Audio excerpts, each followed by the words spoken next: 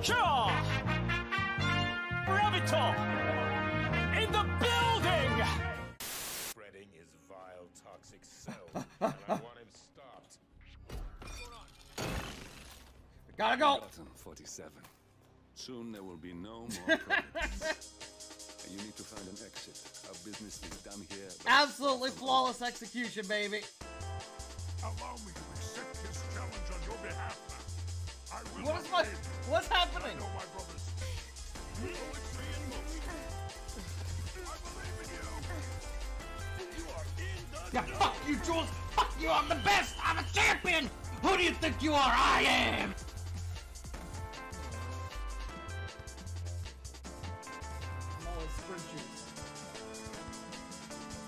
Oh no, Jesus! That actually scared the shit out of me! I turned around and saw you running at me with a knife. I actually fucking jumped for a second. Oh, fuck. Oh, Lucky me. I don't know how you made it through that. Today, folks. What the fuck?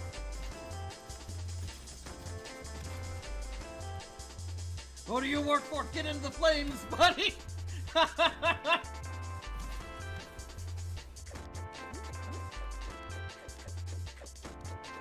You see, that takes me back.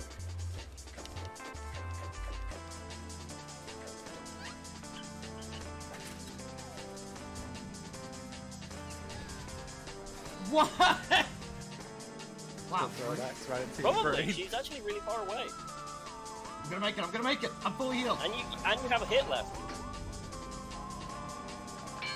Oh, you fucking suck! NLG! I could die.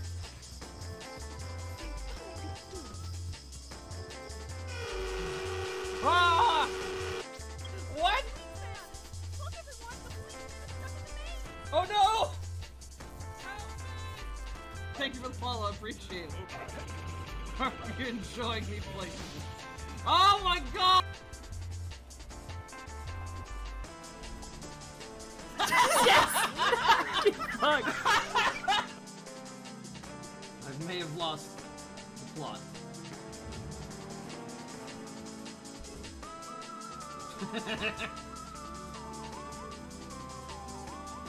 It works!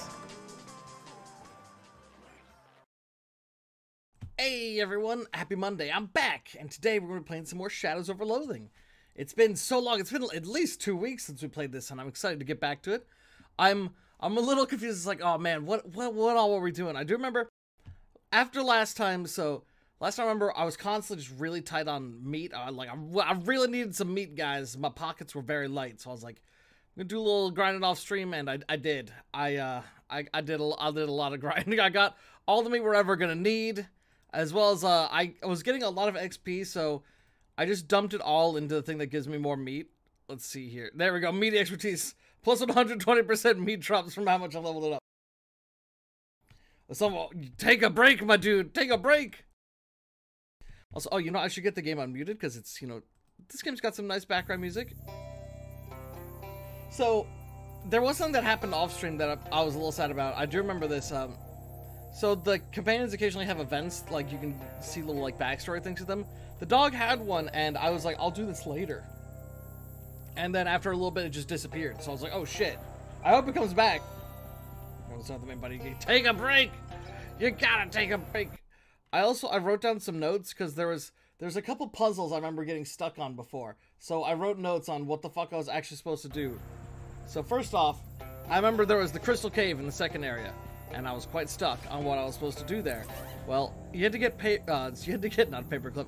You had to get some termites from this one side area, which we'd been to, and I'd examined the stuff in the area, but it's only if you examine like this one specific spot in it that you can actually get the termites. So I had to go and get that, and we're gonna go use that on something. But I also got the Mobius ring.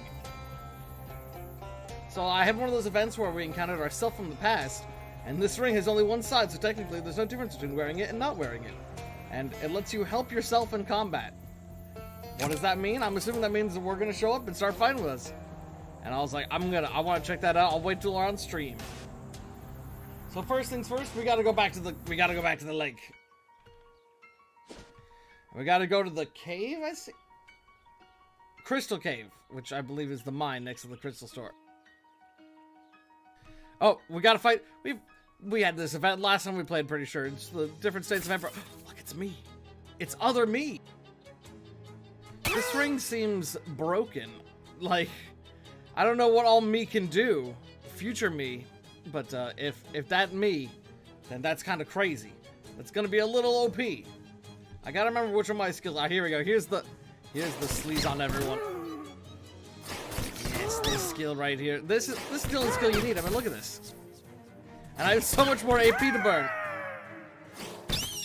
Oh, I did get some more AP because I lost a fight. When I went to that room where there's all the robots. And I was like, oh, I'm just gonna do a little grinding in here, and I lost, which gave me more AP.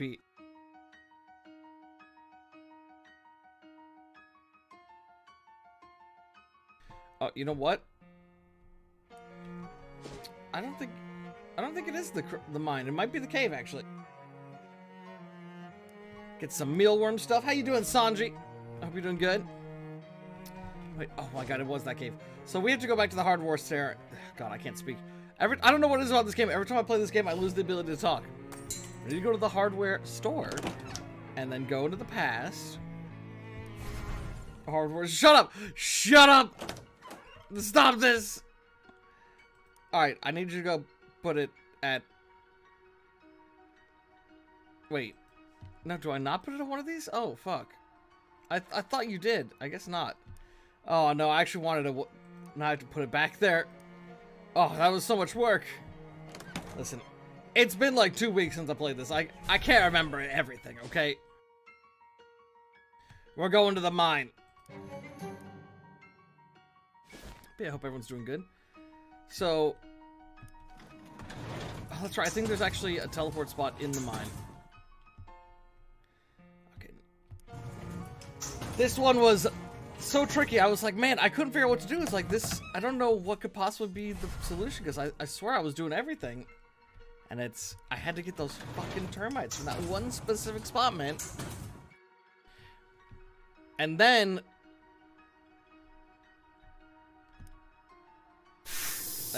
I'm sorry, we had to get rid of the termites. Sport Beam is now free of termites. We will solve this puzzle. That was the only thing I wrote down for this area, so I hope I'm able to solve the rest of this without too much issue. Lots of going back and forth here, though. Oh, the dog was barking. He might have something to say. Hey, look, this beam is here now. Ooh, we can get a hat now? What's that hat give us? +2 physical armor, that ain't bad. An extremely enthusiastic rat has chewed a hole in the solidly locked solid steel cabinet. Let's reach in and got 22-year-old stick of dynamite.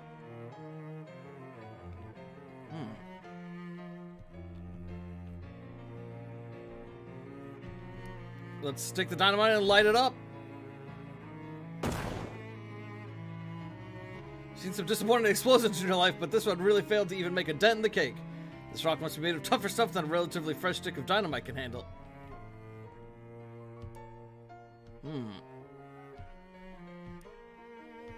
What if we went back in time? What if we went back to the past to play shitty games that suck ass? Just gotta get one of those in. Oh, here we go. Oh, we're getting the dog event. Let's go. Jeez, what's gotten into you, boy? Oh, you smell something? Well, okay. Wow, hey, you used to live here. This was your home, and then your first human came and gave you a new home. Wow, that was a lot of days ago. Wow. Crystal Dream Valley Humane Society. Hey, wow, you remember this flat thing? This flat thing was always here. You peed on it once. I love this dog narration. Hey, open the thing. Hey. Maybe they're not in there. Hey, you remember these guys? Everyone used to pee on these guys all the time.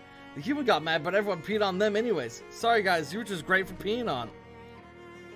Wow, this was your house. When you were very small, you had a brother and a sister, and you all lived in this house together until they got humans. And then it was just your house until your first human came. Wow. The ball's here, wow. This was Stupid Dog's house. Stupid Dog was hilarious. He tried to sleep on top of his house. That's not how it works. Hey, wow, this was Old Dog's house. Old Dog was here before every other dog. Old Dog was sad a lot because her human blew up. She said a lot of days ago her human was in the barn at night and there was a big noise and a big black light and the barn blew up and she ran away and came here. She missed her human a lot. You wonder whatever happened to Old Dog. Oh well. This was Grumpy Dog's house. Grumpy Dog was kind of mean, but he didn't bite. He just yelled a lot. Hey, wow, this was Sick Dog's house. Sick Dog ate weird floor guys all the time. He barfed a lot. Hey, wow, Sick Dog's house is full of weird floor guys. Hey, so many weird floor guys grew in here. Wow. I'm gonna eat them. Wow, these are pretty good. Hey, you learned a new trick? Wow, the human will be so happy. Parker learns a new skill. Pollen spew. Ooh. Oh, no food there. We learned a new skill. Parker, how do we leave?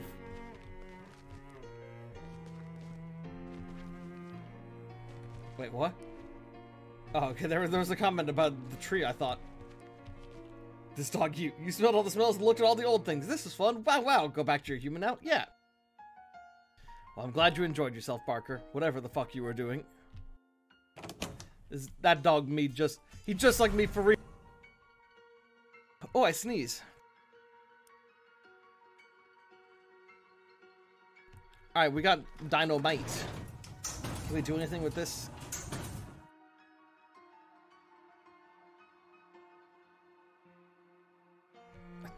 It's extremely locked. What if I stick the dynamite in this one?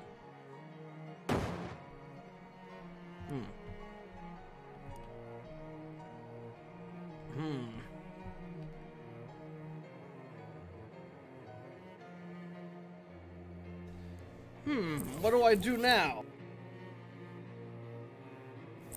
Wait, maybe if I... Oh, the helmet actually does give us vision down here. Nice. I gotta get these goddamn crystals. These goddamn crystals, man. Am I going to look this up? I thought this would be simple. I thought once we got that, it would be so easy.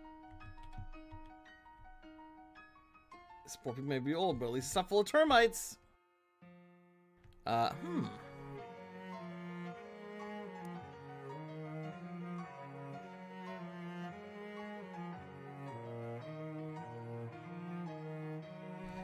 You know what? Let me look this up. Because I am a little confused now, and I haven't played long enough to remember any, like, little hints. Not so shrimple now. Shut up! Shut up! Cheater. No. No.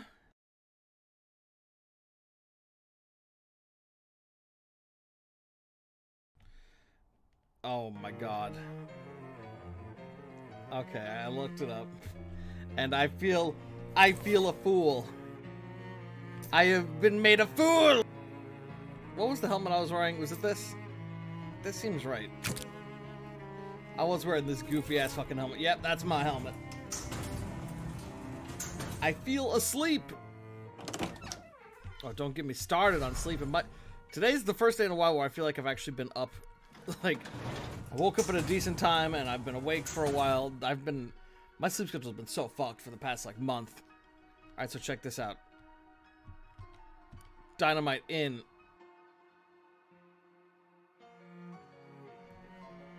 Now, I'm not exactly sure what the logic of this is. Never once slept at an old time. Yeah, I know. Not sure what the logic on this one is, but we have to go back in time, put the dynamite in the hole, and then come forward and then blow it up. There's an extremely old stick of dynamite in the hole in this thing. It's practically squirting nitroglycerin. Okay. Oh! Whoa! Blow the geode open, exposing a huge ride of crystals. You should go let Crystal know. Damn, dude, we done it. That was a tricky fucking puzzle. Whew, I've solved most of the puzzles in this game, no problem, but that one, definitely had to look that one up. Gain some XP. Crystals! That's that mine of mine. Bring up anything expensive? Yeah. You did? Well, that's just great. Hang on a minute. Shizuka comes back an hour later with 2 big armloads of crystals.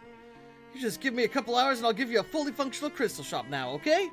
What should I do in the meantime? Got some old magazines here somewhere. Ah, yeah, here they are.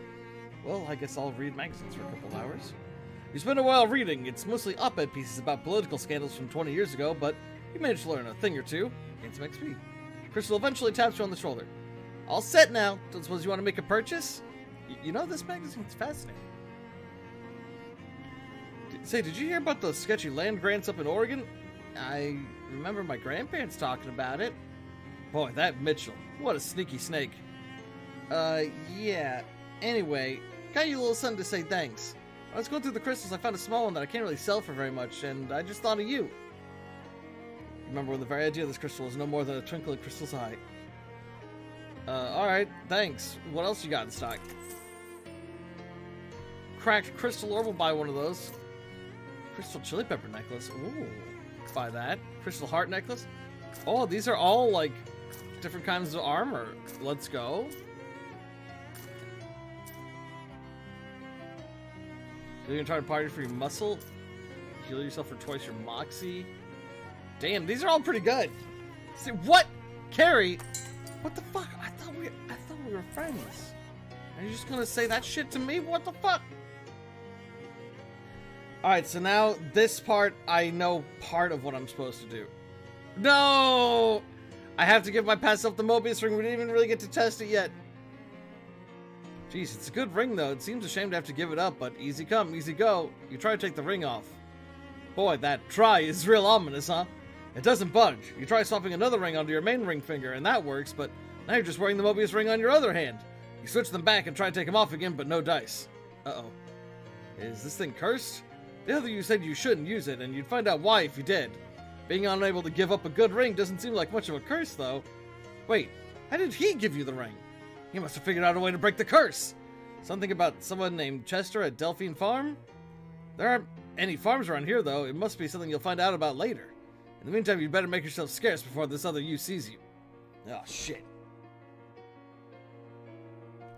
Okay, so we went back in time, and we did the thing where we, like, stood behind the tapestry, but I couldn't figure out what to go from there.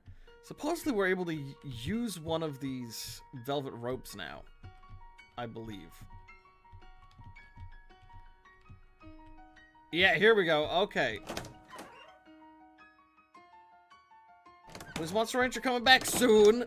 So there's some of the stuff I gotta get to. Also, am I no. It does look that way though. I've got vampire powers. Peter Proctor's nightstand, you presume. The only thing inside is a sheet of paper listing several things that have been taken away by the Historical Society for Restoration and Cataloging. A bag of fancy glass marbles and steel ball bearings, a fake spider made of horsehair and copper wire. Stuff like that. Nothing that seems relevant to the trial. Check the hidden compartment.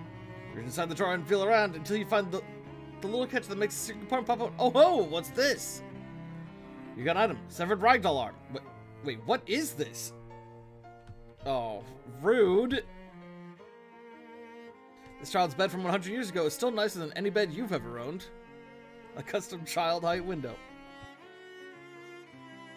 Wow, this kid had his very own sculpture of a toy box in solid mahogany. Alright. Let me see here.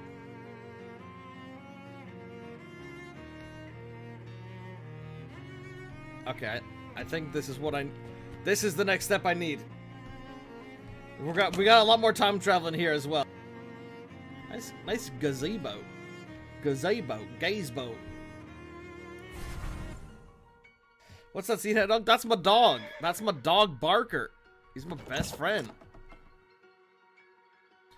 I have evidence concerning the doll? You guess? That doesn't sound very evidential. What'd you find? Well, I found this little arm, and that looks like it was torn off a ragdoll, but if Patricia's already has 3... Let me see. Oh, yes, this is mine. Look! Patricia holds up her doll, showing you the stitches where she fixed the hole left by the torn off arm. Wait, your doll was originally a regular 4-armed one? Uh-huh. I made it based on yours because I thought it was neat. Wait, hang on. A four-armed doll is regular in 1692? Not everywhere, but around here, yeah. I get so bored. I wanted something different, so I made a doll with four arms, but I'm not allowed to be different. So I had to tell Mom and Pa it was just the regular fashion for dolls, and I don't know, it just became a thing. I think I get it. So you were mad because you thought Patricia had out-differented you by having an asymmetric doll. Yeah, I'm sorry, Patricia, that wasn't fair. Your doll's really good. I like it better than mine. Ah, thanks. I forgive you, Delia. Our dolls can hug and make up. See, that's funny. I just noticed. The fabric on the missing arm has gone all stiff, like it's really old or something. Yeah, I brought it back here from the future. Where'd you find it? We haven't really solved what happened. Who cares? Just a stupid rag doll. If your parents had any money, you two could have real dolls instead of making your own out of trash. I found it in a secret compartment in Peter's nightstand. What, you? Yeah, that figures. Not surprising in the least. Charge dismissed. So what's left? Well, you cleared Patricia on most of the charges, but she's still accused of vandalizing the outhouse. Does it still count as vandalism if it's true? Hey! Yeah, it's vandalism either way. Just checking. I'll be right back. Okay. Let's see here. Oh my god, there's so many things that can happen now.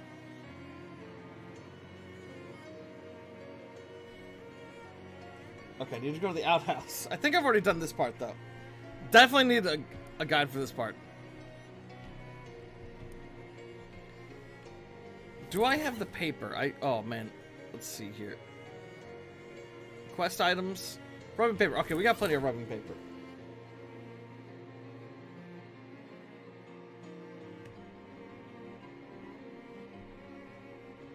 Okay, so this part is also a little, this is something I don't know if I would have fucking solved on my own. Let's see here. So we go here, now we need to enter the burned house. Let's tear that page out. Oh, the guard's watching, so we can't. Oh, I could just trick him into leaving. Okay, never mind. Hi there. Hello, welcome to the Putnam House. Please don't touch the exhibits. Trick him into leaving. Look at it. Sorry, sir. I just get paid to stay here and keep an eye on things. I don't actually know anything about the exhibits. Oh, I guess it won't work. Fuck. What if I... This rag doll has a bunch of old pins and needles stuck into it, and for some reason has the word boring embroidered across its front. The little plaque on the front of the plinth says witches frequently use special dolls called puppets to curse their enemies. This one was apparently made to target a Miss or Miss Boring, though no one of that name is listed in the town records. And then in tiny text at the bottom of the plaque. The pins are not found with the puppet, but were added for demonstration purposes. I'm gonna pull some of those pins out. You discreetly pull a bunch of the pins out of the doll and drop them on the floor. Fortunately, it isn't quiet enough in here for the guard to have heard of that. Alright, now, guard. Someone put all those pins out. Sorry, I just get paid. Wait, what'd you say?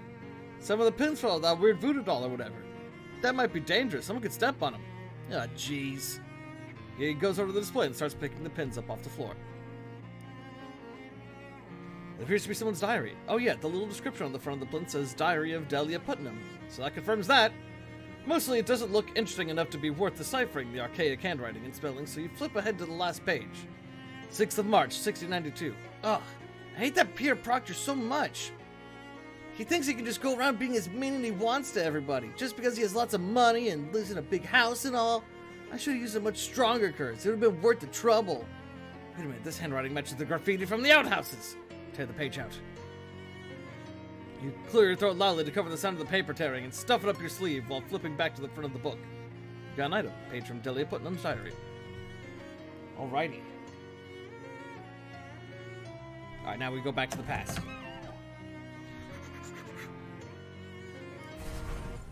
This is quite an involved side quest, I must say. Okay, I'm back. Where were we? You cleared Patricia on most of the charges, but she's still accused of vandalizing the outhouse. Oh yeah, okay, saying the same things before. I have evidence that proves Patricia did write the graffiti. Alright, let's see it then. I have here 2 pieces of paper. This one is a rubbing from the outhouse, showing the graffiti in question. Peter Proctor is a stinky... Yeah, that's the graffiti in question, alright. Ugh. My father basically owns this crummy town. You won't get away with this slander, Patricia. Technically, it's libel, not slander. What's the other piece of paper? This is a page from someone's diary. Someone who clearly thinks Peter Proctor is a stinky duty head. If you compare the handwriting to the graffiti, they're a perfect match. Wow, they sure are. Whose diary is this from? The diary this came from belongs to Delia Putnam. What? Give me that. She snatches the diary page away from you. Wait a minute. I don't remember writing this. Hey, this is dated 3 days from now. This paper is really old too. What's going on here? I already told you guys, it's from the future. I stole this from a museum. My diary's in a museum? Wow. So you admit that I wrote the graffiti? Yeah, whatever. It isn't libel if it's true, right? Hey! Yeah, that's correct. And in any case, the charge against Patricia is hereby dropped. You do owe someone an apology, though, Delia. Yeah! Not you, duty head. He means Patricia. Sorry, Patricia. It was Peter I was mad at. I didn't mean to get you in trouble for it. It's okay. He is a duty head. Hey! What's next? Everything's been accounted for. Congratulations, Patricia. You've been acquitted of all charges. Oh, thank goodness. Thank you, Mr. Cashy. I had no problem. I was happy to help. Is there anything we could do for you in return? Well, there is one thing I'm curious about. Do you kids know anything about witches? Witches? You mean like black magic consorting with the devil? That kind of thing? Yeah. Heh, check out this rube who thinks witches are real. Yeah, it's just scary stories parents tell their children to make them go to bed on time. So, no witches, no witch trials, nothing like that? Nope. Not that I've heard of. And my dad travels the whole region on his court circuit. Okay, thanks. She'll be at the rubbing of his grave. Hey, Peter, come here a second. Now, what do you want? I got something to show you from the future. Like I'd care about anything you have to show me from the dumb, poor future. Oh, I think you'll be interested in this. You hold up the rubbing of his tombstone and waggle it in front of his face. Hello, I'm Peter's grave. Peter grabs the rubbing and stares at it. What? That's right, kid. Duty head. Right there on your own gravestone. That's what happens when nobody respects you because you're an arrogant jerk to everybody all the time. But you're young. You still got time to change. See what I'm saying? Okay, fine. I'll try to be nicer to people. Alright, let's borrow Delia's house key. The kids are hanging around and chatting amicably. It's nice to see them all getting along. Hey Delia, can I borrow the key to your house? Excuse me? I need it for a time travel thing. He probably wants to burglarize you and make a killing on the antiques market in the future. That wouldn't work. If he took something from now into the future, it would still be new. Antiques aren't valuable unless they go the long way around. Look, why actually do you want my house key? Sanji, no! No, we're doing good! Well, I'm not exactly sure, but apparently your house catches fire sometime in the future, and I think it might be a good idea to prevent that. Wow, yeah, I agree with you. Unfortunately, I lost my key when I was out playing in the countryside. Do you have some kind of magic future way to find lost keys? Maybe. Alright, I think I know what we need here. Okay, yes. We need to go... Oh, that's right. We must go back to the present. We did a lot there, but we're still not done here. There's still so much more. So now we actually have to go to the campus. And we have to go see Rufus. And we actually have another reason to go to see Rufus. I don't remember what, but there was a reason to go to him. No, this isn't a roguelike. It's an RPG. There's lots of different outfits you can put on. I put on this one because it has really good stats. So I've got combat sped up. I don't even need me to back me up. I'm already like crazy strong. What can other me do? Oh my god, he literally does just have all of my abilities.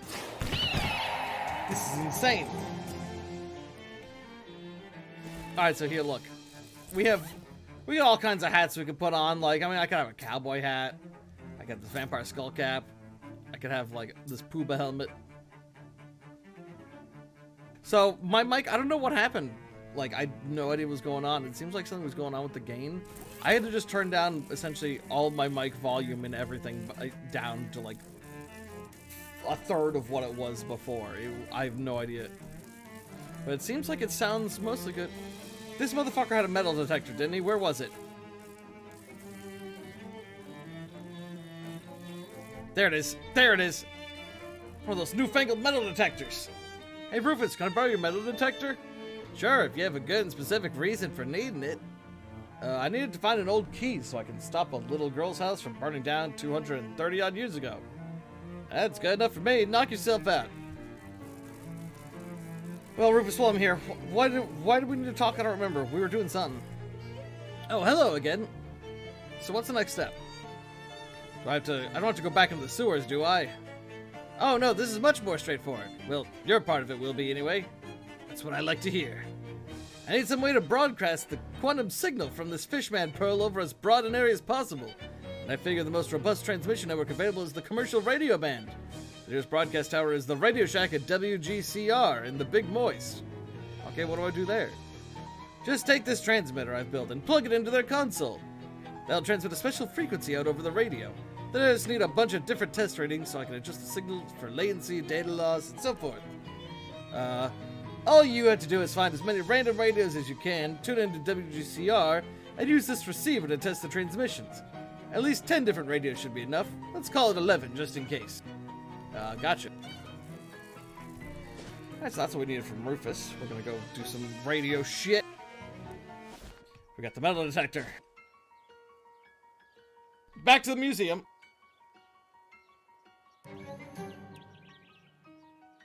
Let's see.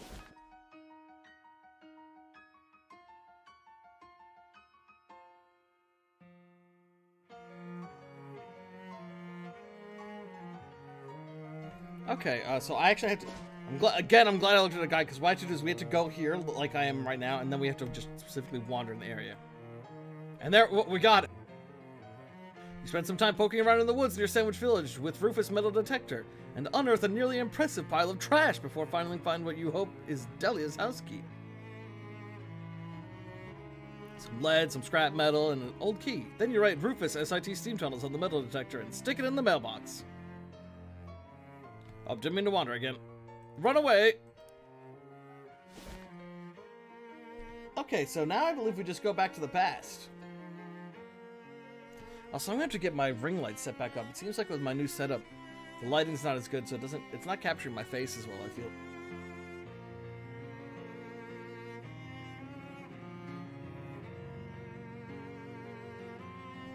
Alright, back to the past.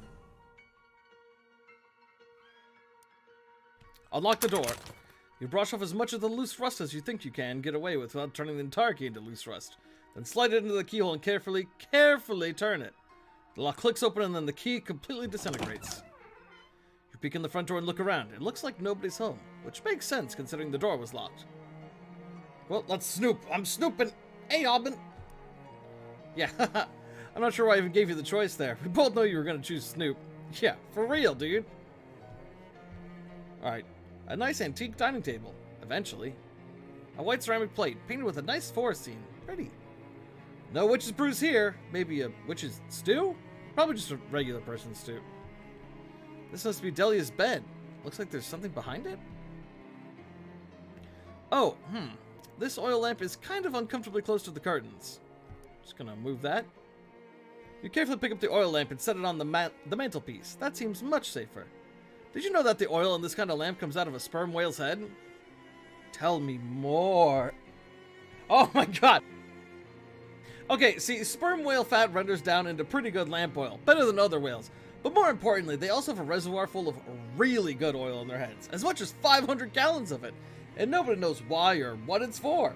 So once people realized that sperm whales were relatively populous within sailing distance of the colonial coast, it sparked an entire industry.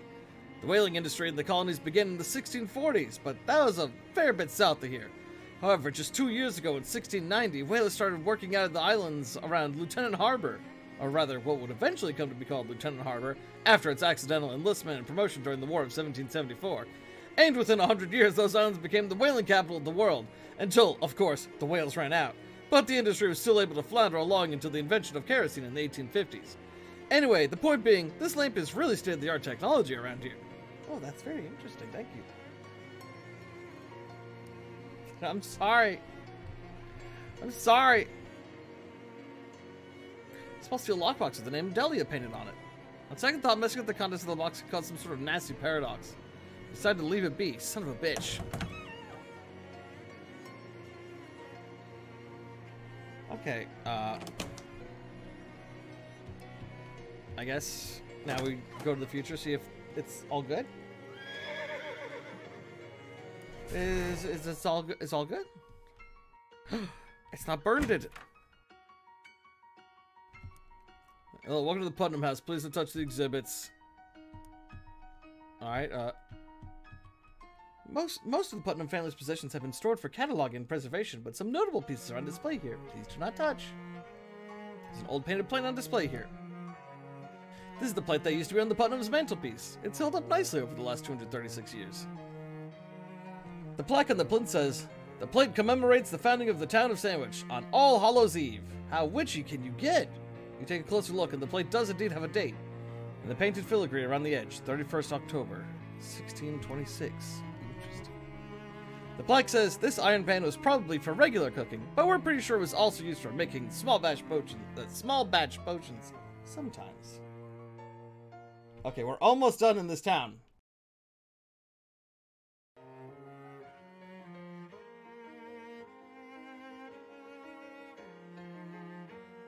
Okay, now that we've got that date, now we can go to the newspaper place. Yes. Yes, okay. So we go back to Ocean City, and then right down the road. Hey, watch where you're driving, buddy! Guy nearly fucking got me there, my god.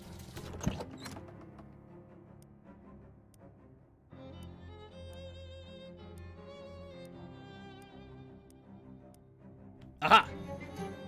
The archive doesn't go back that far, but you do find an article about the village's 250th anniversary on October 31st. October 31st, 1876. It says that the town was founded in 1626 by a man named Fulk Proctor and was considered a nice, if unremarkable, little village, until traders found the town completely empty in early November 1692, apart from one dark-eyed old man who joined them on their route back to Ocean City. After that, the town remained abandoned and undisturbed due to rumors of haunting or curse. Spooky.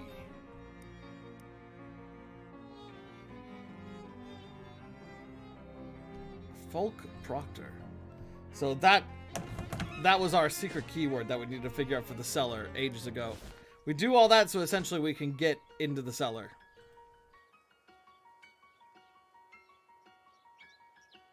No, I'm good. Meat return slot empty. Fuck. I just wanted a couple free meats, man. We're going back in time. Alright. This cellar has a code lock. We need. So this is what I was trying to I tried to brute force and I was like, I don't know what to do. Fulk. Can't say it's surprising that nobody names their sons Fulk anymore. Anyway, the cellar doors are unlocked now. My god. An evil ritual. There's a gold pocket watch on the shelf. Inside lid of this pocket watch is engraved, "To my son Tom, on his 12th birthday." Well, that answers the question of what happened to Tom's watch originally, but in turn raises some additional questions. Since you effectively duplicated the watch by bringing back the one from the future and giving it to Tom, it's probably best to leave this one here. Things could get real weird if you gave Tom this one as well. Shelf full of books, so old you can't even parse the titles. What, really? None of them? Well, there's one with the word blood in it. That probably means blood in it. That probably means blood, and you're interested in blood. Encyclopedia of Blood. Increases your maximum HP. Ooh. Someone's chalked a magical ritual circle on the cellar floor. That's ominous. I'm gonna mess with it a little bit. And yeah, that's the last thing I need to do. Let's go. Find some chalk on the nearby shelf, erase the circle, and redraw it backwards. That should throw a wrench into someone's plans. I just got an achievement. We're done here. Well, kind of. Let's go see the efforts of all of our work.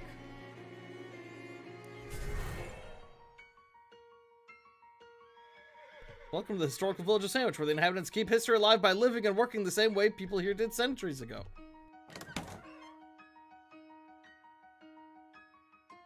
Shelves laden with handmade ragdolls. What do you got for sale? Nothing new.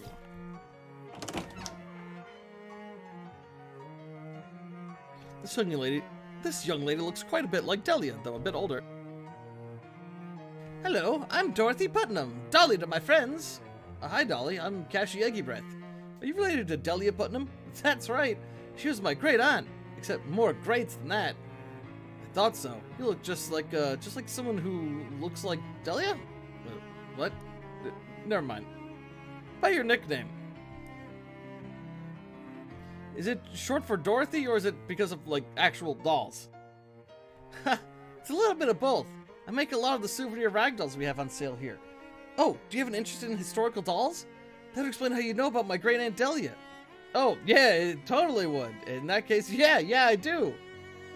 I've read her old diaries. Apparently the Three Arms thing took off after she and her friend Patricia got into a squabble of some kind. A passing traveler helped them make up. They became best friends after that. Aw, that's nice to hear.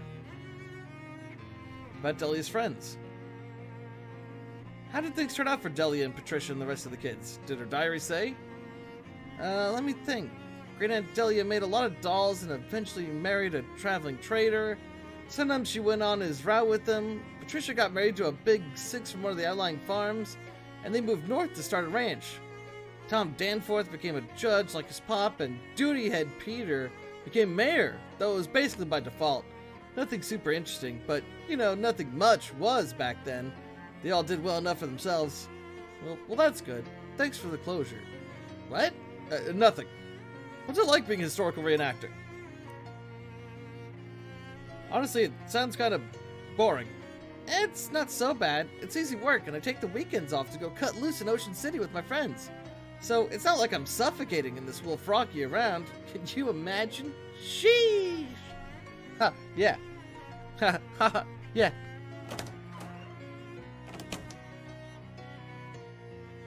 Hello. Something looks a little familiar. Hi there. Well, hello. Welcome to Sandwich. My name's Phil Proctor. I'm the mayor here. Any questions you might have about our little historical village, I'll be happy to answer as best I can. Any relation to Peter Proctor? Ah, you must have seen the graves in our cemetery. Yes, that Peter Proctor was my I think it's 5 or 6 greats-grandfather. We don't know much about him, but judging from that headstone, he must have been a character. Yeah, you could say that, I assume. Can I go in your house? I'm sorry, I'd love to show you the place. We've got a beautiful tapestry featuring portraits of some of my ancestors, and a lot of other historical memorabilia. But you've arrived at a bad time. We're doing some renovation and restoration work, and it's a real mess inside. That's why I'm standing out here. I'm waiting for the electrician, or someone like him. But electrician? I thought you were all 18th century historical reenactors here. Oh, well, yes, technically, but I have a telephone for emergencies, and once a week after the patrons have left in the evening, we all get together in my parlor to listen to the Loosener's Castor Oil Flakes Musical Variety Hour on the radio. Oh. You know anything about witchcraft? Witchcraft? No witches around here. We filled the root cellar up with concrete purely because the house's foundation was a little shaky. What's that got to do with nothing? That's an odd thing to say. What's the bathroom like in the future? Oh, it looks nice. We did it. We saved this village. Why is this dug up? What's going on here? Alright. We're done here. Let's go to the Big Moist. Alright, we're ready. Ready to finally explore the Big Moist, the Gatorman lands.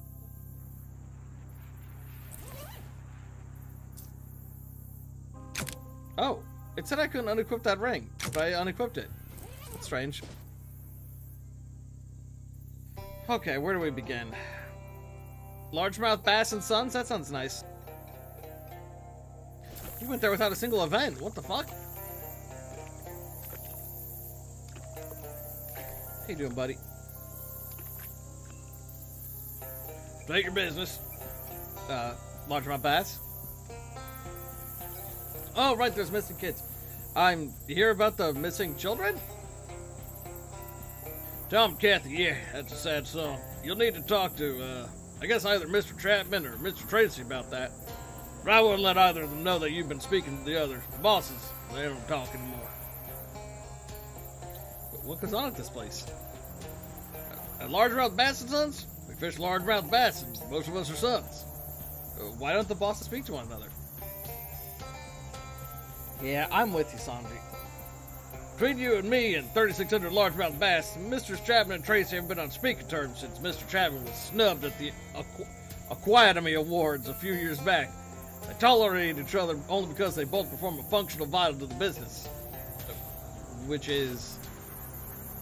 Mr. Tracy debones the fish and Mr. Chapman rebones them. Only then are the fish ready for sale at market. Wait, are you saying you take out the fish's bones and then put them back in? It's tradition. For generations, a Chapman has deboned the base and a Tracy rebones them. The unique process what gives our bass its distinctive tang. Okay, yeah, what do you think happened to the kids? If you ask me, that's what I just did. Hell, they ran off. This life isn't for everyone, and Tom and Kathy, they never had to make it through a largemouth bass deboner or reboner.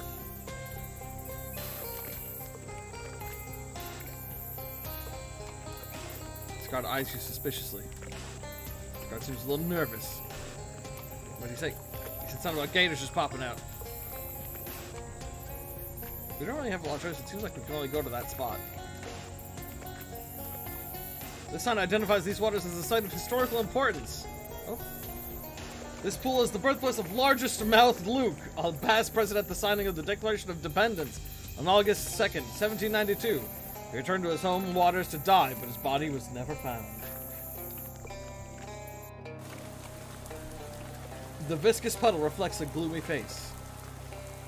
Talk to the puddle or the man? Man, please. What's the matter with you? She's left me. Well, who left you? Amphibious truck.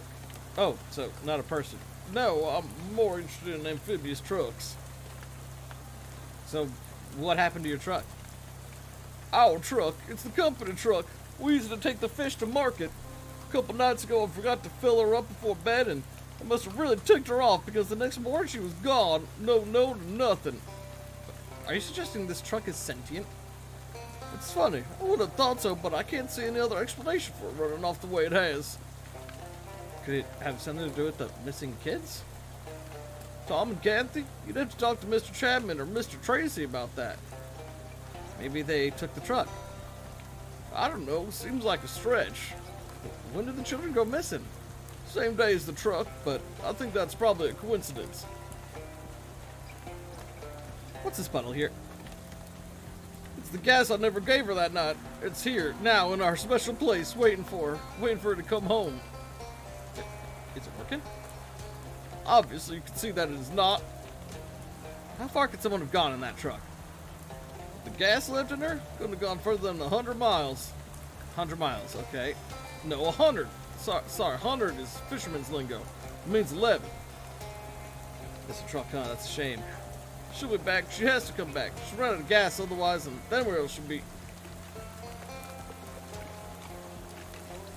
I would like to fish, please. No, I want to fish! Oh, I missed my chance.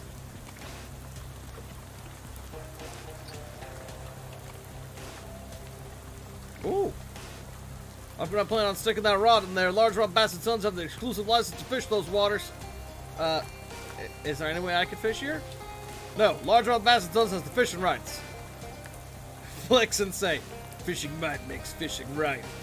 That attitude might get you places at smallmouth bass and nephews, but we run things differently here. Okay, fine. There's something fishy going on in there.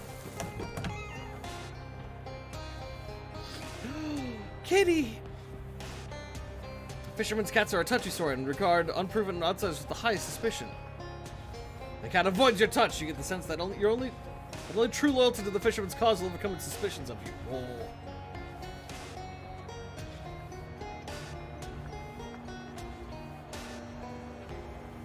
Back there's the mess. That's okay, I don't mind. No, not messy, it's the mess, as in where we have our meals. Oh, I thought they only called it a mess in the armed forces. And is fishing not the armed forces? What do we use to hold the rods, huh? Anyway, can I go in? I can't see the need for that. I mean, that's a failure of imagination on your part. Surely a fisherman yearns for a glorious death at sea, not to wind up behind a desk. Hello there. I wonder, do you ever wish you'd had a glorious death at sea? Oh, many a sea creature's tried to give me one, pal. But before they could get their teeth in me, I'd reboned him 6 ways to Suntag. He spits a wad of chewing tobacco on the floor. Guy Chapman, Chief Reboning Officer, Largemouth Bass and Sons. Are you here about Tom? I saw the posters about the missing children. Find one child and you'll find the other. But Tom has been lured into the lair of Occam's Gator by that Jezebel of a deboner's daughter. A good and true fisherman led astray by that delinquent sorceress who's never cared a Walt Whitman for what we do here with largemouth bass. I mean, you're being a little sexist, don't you think? Not remotely. I'm not saying anything about her gender at all. I'm only saying that she may have got my boy eaten by a Gatorman. But I mean, you know, when you throw around words like Jezebel around, that's a little loaded. Is it? Well, I didn't mean anything by it. I'm willing to change. You have to be patient with me, all right? I'm old-fashioned, and I can't keep up with all these new ideas your generation has. Gender, penicillin. Anyways, Occam's Gator? Chapman's cheeks darkened to the murky hue of a humpback anglerfish. As long as there's been a largemouth bass and Sons, there's been an Occam's Gator. To our great misfortune, I'd venture that there's no creature of land or sea quite so terrible.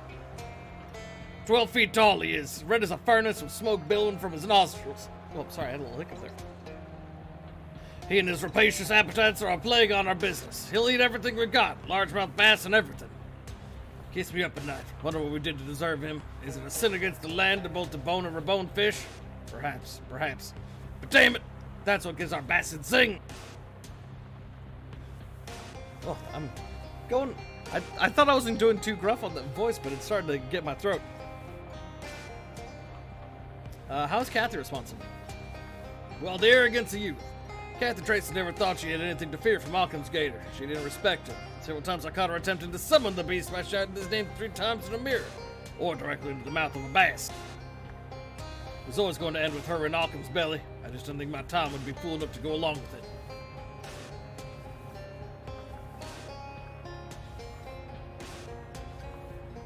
Do you think Tom could have run away on his own? Absolutely not. Tom's a 3rd-generation bass boy, proud and true.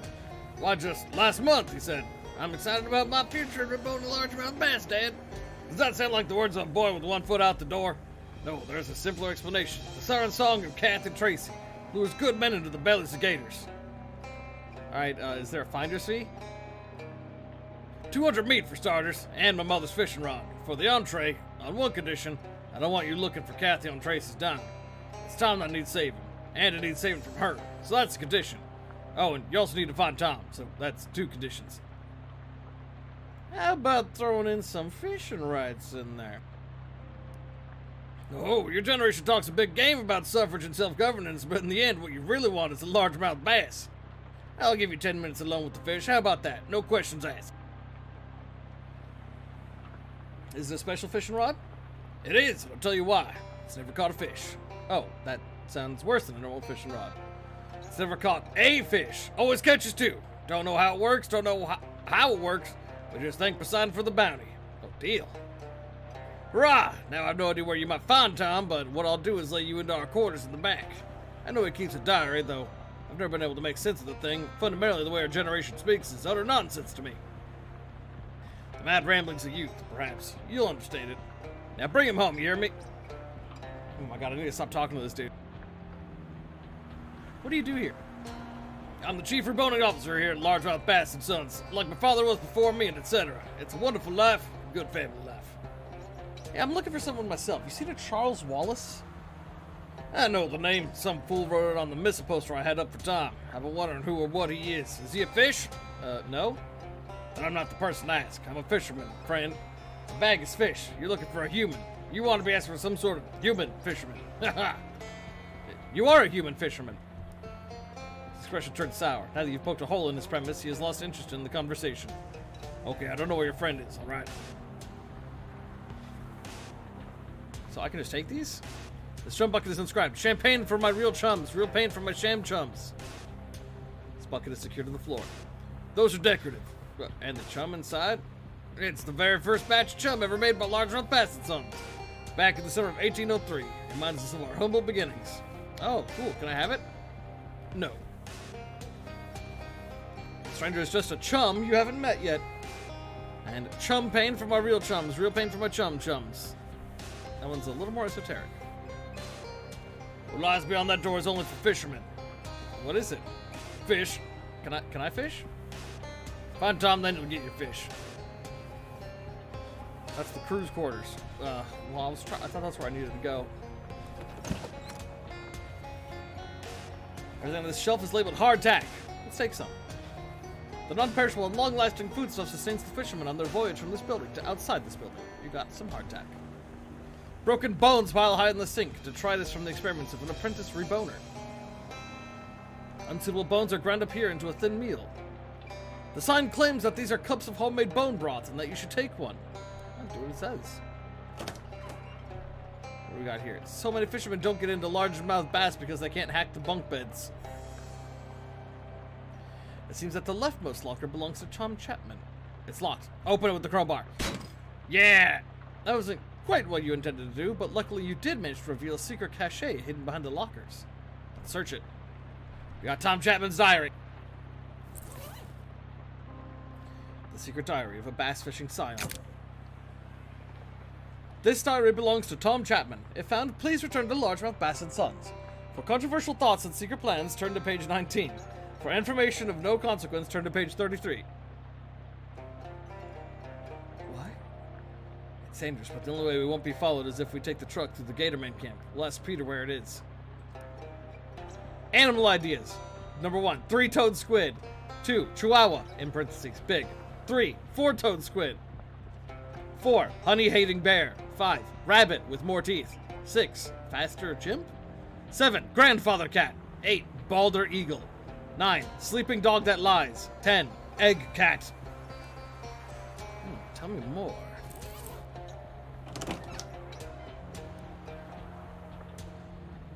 All you have in your mess is hardtack. Hardtack's about all we eat. It's reboned too. But hardtack doesn't have any bones. That's changing. I read Tom's diary. Did you now? Make any sense of it? Yeah, it seems he was planning to take the truck and drive through a nearby Gatorman camp to ensure he wasn't followed. Hell, how'd you piece that all together?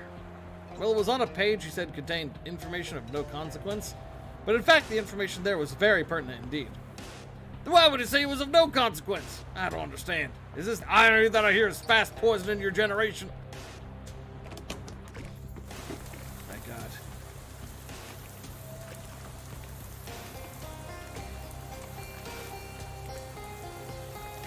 The shotgun's keeping you out? Something else in. Who cares? I'm going in!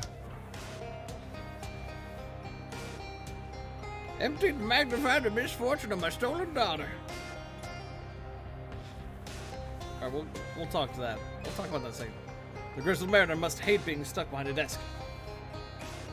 Greetings. As a mariner, do you hate being stuck behind a desk? Excuse me, I make 6 figures a year behind this desk. And mind your manners, you're addressing Adam Tracy, Chief Deboning Officer of Largemouth Bass & Sons. You must be Cashier, the one who threw in his law with that wretch of a reboner next door. Oh, surprised I know your name? Well, the largemouth bass have ears. Hold on, I need a sippy.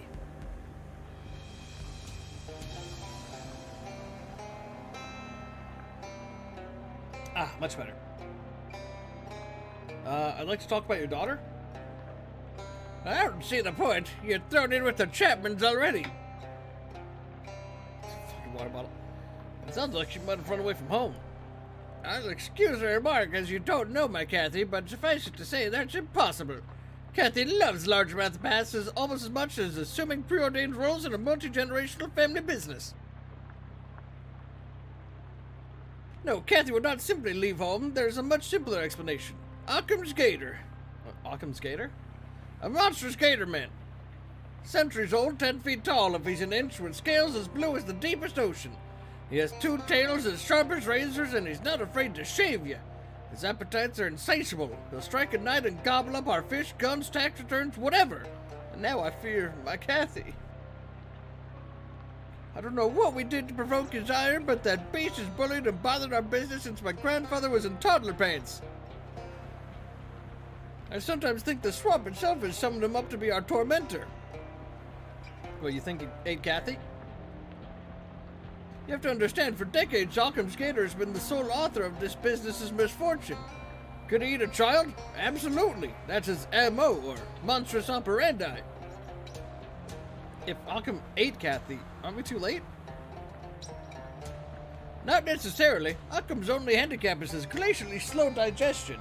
Go ask Sylvester, a guard of ours. He was swallowed up by Occam's, but by stripping off in his belly and greasing his body in Occam's own fat, he was able to slither up and out of Occam's jaw while the great beast slept. Okay, where can I find Sylvester? I don't know. We had to terminate him for attempting to unionize. You know what? Occam's Gator sounds fucking made up, dude. There's nothing made up about a giant blue gator man who eats guns. One of our guards actually saw Occam's, even took a shot at him, but conventional weapons have no effect. Are you saying you haven't seen Occam's Gator, then? I've seen the destruction he's wrought. Certainly seen that. Listen, my friend Charles is missing. Could Occam's have taken him too? Charles. Hold on, that was the name written on Kathy's poster at the bus stop. Nasty piece of vandalism for which I do not doubt Occam's Gator responsible. Let's talk about something else. If you must, but I warn you, my daughter's abduction makes me a poor conversationalist. Do you think if Cicero's daughter was missing, he could have gone on and said all the famous sayings for which Mr. Cicero is known? What do you do here? As I've said, I'm the chief deboning officer here. My team and I debone the large rock bass, after which it is passed over to my colleague across the way for reboning. Oh, I can't say stuff about the safe now. Oops. Is this the mess? It is, and just so you know, the fish we serve here is deboned. And that's just the way we'd like it. I don't want to see you putting new bones in the fish. I can't make that promise. I'm going in. They also have cats. Oh, no, I can't pet this cat yet. The only item inside is a sardine salad sandwich in a cardboard box. The box is labeled Adams. Do not eat. Do eat it. Oh, the sandwich smacks of something foul and deeply wrong. As if the food had rotted itself to punish your minor transgression. It reminds you of the story of your friend Eve, who ate a forbidden window display sandwich and was cast out from the Garden of Eden restaurant. Gain an effect. Original sandwich. -1 moxie. -1 muscle. No. There's a bass thawing in the sink and in each of the drawers. Let's splash some water on my face. Ah, we've cured our sandwich malady. Ooh, bass oil. Why, it's glued to the table. Bottles create the whole thing. You now notice the reverse of the sign, which reads, if you can. Okay, I take the bottles. Huzzah! You break the bonds of the glue with a satisfying thwarp. We got to create a bass oil. We can take it to the speakeasy.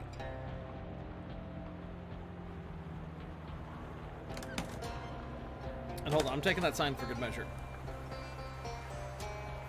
Got an annoying sign. Just sell it. If you can. Oh, shit. I'm being taunted by a fucking sign, dude. Yo, any of you guys seen this fucking Gatorman I hear so much about? Let's see here.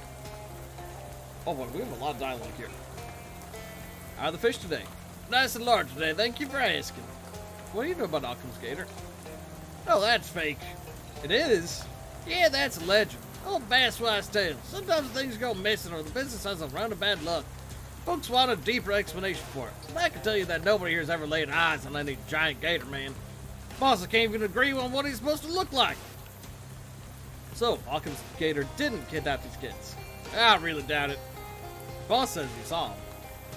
Didn't you ever tell a boss what they wanted to hear? There's gators in these parts, all right. I have to scare them off the property on an almost daily basis.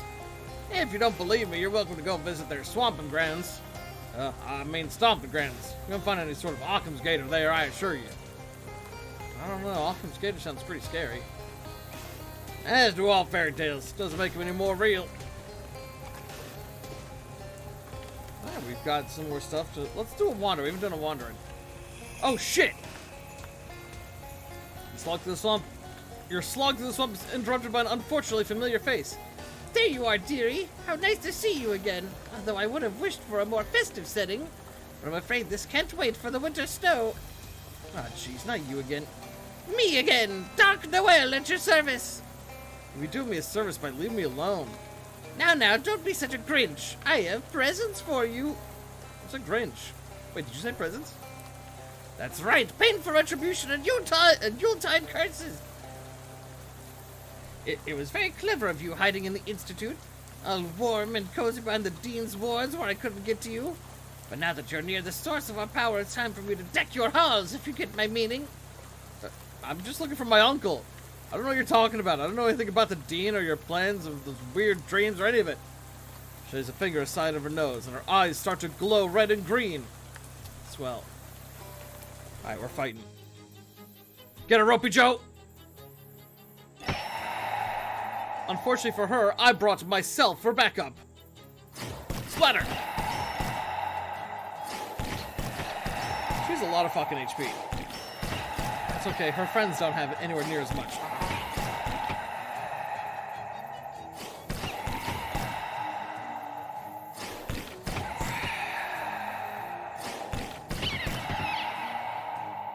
I would have liked to do more buffs, but you know, I had just enough to get all that in there. Oh my god, this lady is fucking dead, dude.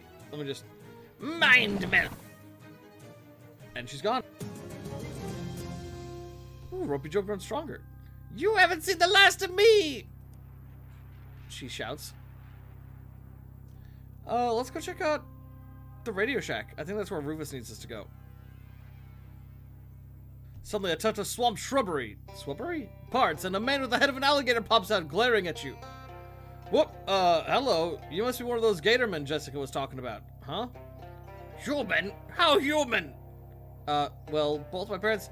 Smell wrong, not human stink. I checked my pits. Still basically normal as far as you can tell in the swamp. Dark stink, shadow stink. Huh? You know about the shadow stuff. Shadow good, good stink, like stink. Wow, this is a real roller coaster of a conversation. I follow, kill enemies, eat enemies, name Alphonse. Can I call you Al? No! Can you at least stop yelling? Ah, fine. Alphonse has joined you. Oh, shit. Ooh, I like Barker, but we have a cool Gatorman now. Who likes us because we have shadow stuff. Look, he's got a cool eye patch. It's unclear if Alphonse is scowling angrily or if that's just how his face works. Hey, how's my favorite and most murderous friend? So, what do you Gator guys do for fun around here? Kill, eat. I mean, apart from that. What? What expect, macrame? Well, there's gotta be more to your culture than just killing and eating. Why? So, are you from the swamp originally, or... Alphonse gives you an incredulous look. Okay, dumb question. Is it true about the little birds that brush your teeth for you? Shut up! Okay. I'm sorry. I like Alphonse so far. I think it's because... So, this game actually does have a multitude of endings and ways you can handle stuff. I've been kind of going, like, down a neutral path from what I've been seeing. So, we have all these shadow items. Let me see. I have some around here. Let's see. Yeah, like these shadow pickles, the shadow hot dog. We can eat these, and, as you eat these, it actually corrupts you, and you can get shadow presence. And, oh! Reach inside. So yeah, if I ate a bunch of these, that would actually increase my shadow presence. I think it's because I've done some bad stuff and done some shadow things, like getting my really fucking cool gem. I don't remember where, it's somewhere in here. Rift Crystal, there it is. It's probably my favorite possession. Stuff like that is probably why Alphonse is willing to team up with us. It's one of these old campsites, and it looks trashed. Investigate. Amidst all the garbage strewn about, you find a shiny 7/8 combination wrench with CW painted on the side. It's Charles' wrench. That's strange. I mean, obviously this belongs to Charles, but he doesn't seem like the kind of guy who'd lose one of his tools carelessly, nor the kind of guy who'd leave trash around his campsite.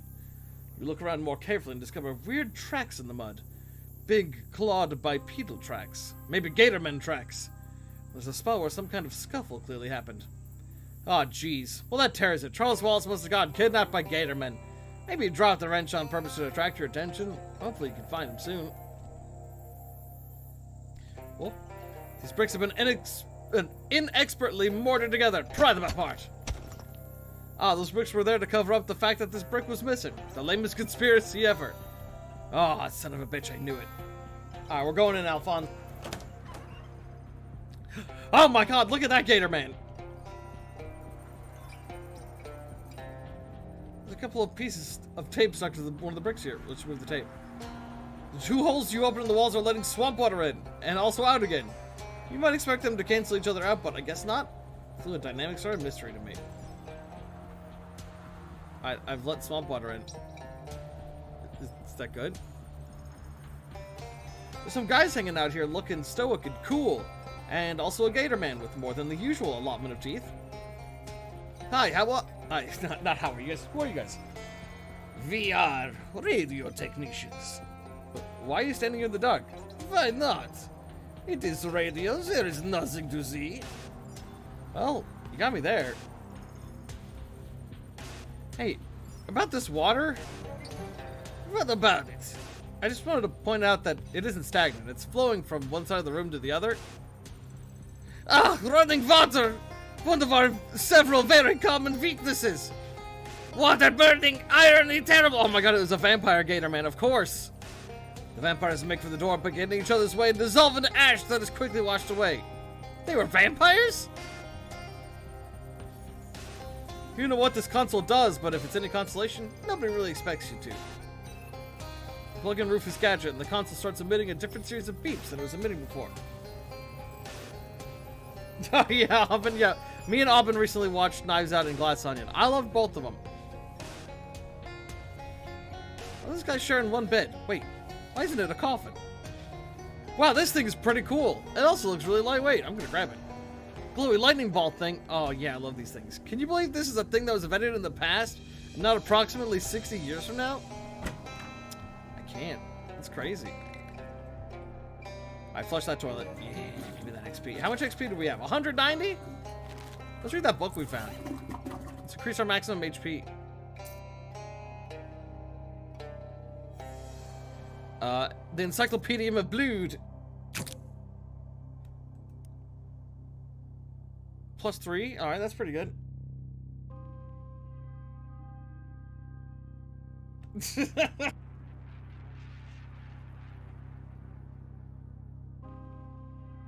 Yeah, there's some stuff where it's like, I feel like that kind of feels like what the point of the movie was to me. It's like they took a lot of tropes that are like terrible and then tried to make them work, essentially, or like do them in a way that is actually like good. More XP, more XP. Yes, my HP. My HP! Yes. Alright, come on, Alphonse. We're done here. Let's go to Mudhenge. What? Uh-oh. You wander over to see what's up. Alphonse has discovered 2 burly men dressed in leather and furs, bearing the body of a dead Gatorman. Well, considering the swampy ground there, less burying it and more just covering it in mud. Now I know what this looks like. It looks like you killed a Gatorman. I don't think my friend here is happy about that. Kill Gatorman? Yeah, who cares? Gatorman loser. This worse. Look, more. Oh, I'm looking more. Take a closer look at the body of the Gatorman before it disappears into the mud. He's dressed in some kind of uniform with an official-looking cap and epaulets, and a big canvas bag. You mean... Kill Mailman! Crime biggest, destroy! 2 men step away from the mailman's remains into a clearing where they've set up camp and a small trading post. One of them eyes Alphonse murderously while the other seems strangely serene. Looking like the Leathers brothers. Alright, let's confront these guys.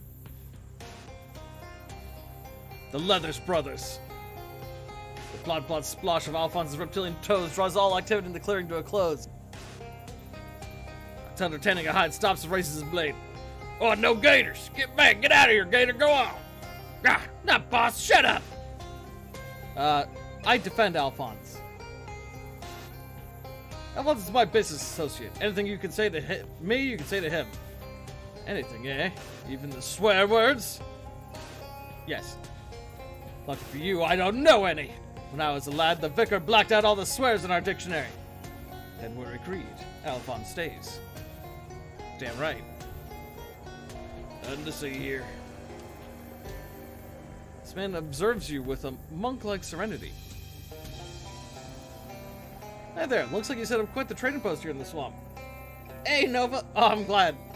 Always glad to hear people liking the games I'm streaming. The other man shakes his head. Hey, Paul can't speak. Can or won't? Don't. How'd you become you, Paul? Now that's a very personal question. Sorry. It ain't a problem. It's just a hobby of mine to make observations on the nature of questions. Basically, Paul lost his tongue in a poker game. Oh, that's awful. Back home, we play our strip poker high stakes or not at all. Can we trade? You finished with us? Oh, nice. Now rest. Game's so nice you watched it twice? Oh, hell yeah. Well, we got some condensed swamp gas. I might as well buy that. You never know when you're going to need some condensed swamp gas, you know what I'm saying? Gator Punch. They drink. I like to have just one of everything. Gatorman skin pants. Ooh, I don't know if Alphonse would like us if we bought this. I'm going to buy it. Alright, some impregnable tack. We don't have any of that. Powerful grits. Oh, shit. I'm getting low on money. I already have, like, all of this stuff, though, except for the grits. But, you know, we can come back for that.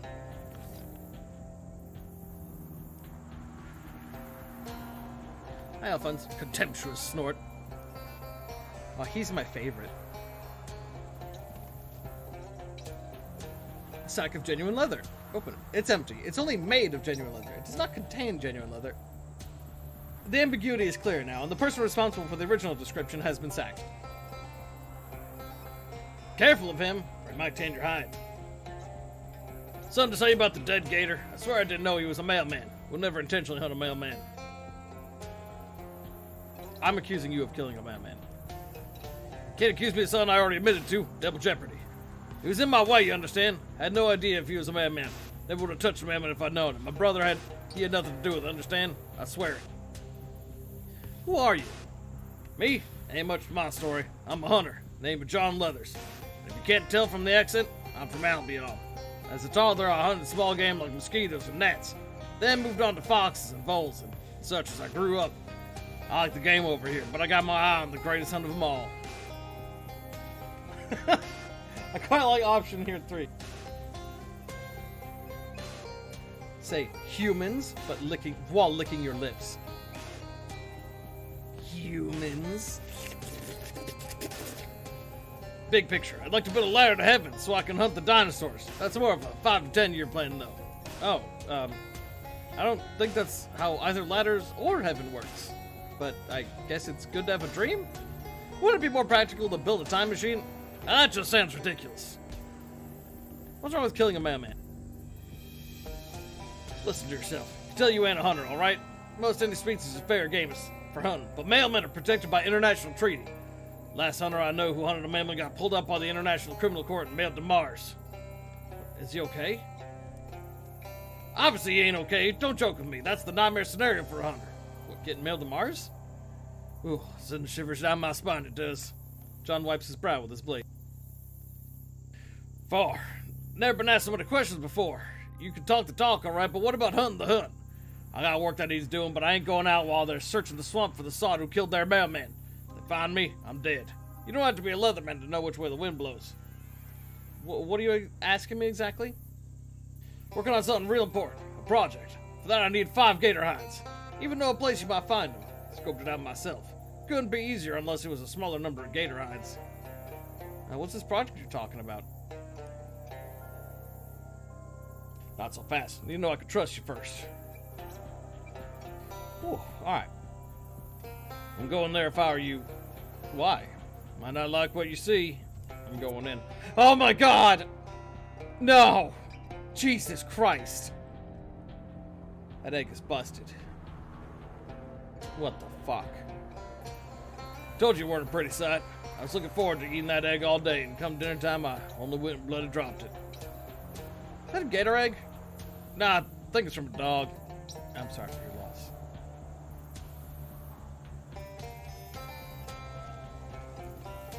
My God. You hate to see it happen, you know? Okay, we got a lot of Gatormen to go kill. Alright, come on, Alphonse.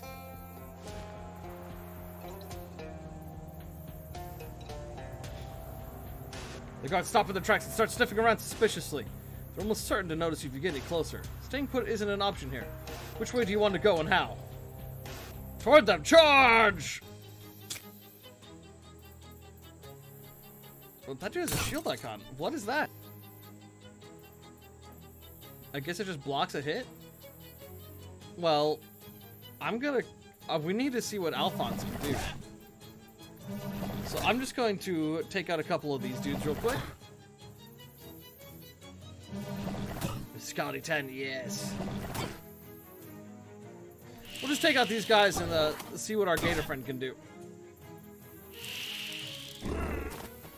Alphonse, what you got? Swamp Chomp. Alphonse Gator will chomp Gatorman Meyer Chef for 6 physical damage and okay, so he's got a lifesteal attack. Tail Smack. Alphonse Gator will smack Gatorman Meyer Chef with his tail, reducing all their stats by 5. Ooh, that's really good. Shadow Tongues. Ooh. Alphonse Gator will speak in forbidden tongues, dealing 6 spooky damage to all enemies. Damn, his abilities are actually fucking sick. Lower all his stats. Get bit. And then, I mean, it's just this easy. Got some Gatorman skin pants. You also get some Gator hide for that hunter. Which is way less grisly than it sounds. The Gatormen are just carrying these around. Oh, that's good. Second, I was worried I was going to be skinning them. Dangling rusty meat hook is a tasteful accent for any style of decor.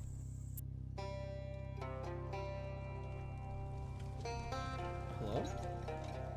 The handle on this fridge is busted. This is going to be a headache come lunchtime. I open that door. No dice, and no door opening either. Whoever smashed in the handle wanted to keep you out, or keep something in. A magical talking sandwich, maybe. Alright, well, I got a crowbar and a lot of muscle. Let's go. Bust it open. With great effort, you force the door open. Released from his refrigerator cage, a cold man squirms out into the muck, gasping for air. My God, you are my savior. One day trapped in there and I would have succumbed completely to despair. Who are you? I'm Fabian, an illustrator of the natural sciences. Arid steppes, glittering bergs of ice, but lately my interests have taken me to these damp lands. I'm in my soggy period. How'd you get here? I was traveling to the swamp to sketch the native cypress, only to be caught in a net by these Gator-esque men. At first they allowed me to roam within the confines of this camp, but when I shouted for help at a passing truck, I was put into the refrigerator. Wait, what truck? Oh, it hurtled through the camp like a bass out of hell. There was a boy and a girl at the wheel, and I called out, "Stop! I'm a prisoner, take me with you!" But they drove on. What makes a person do that? Where is the truck headed? North of here, I'm sure of it. North, huh?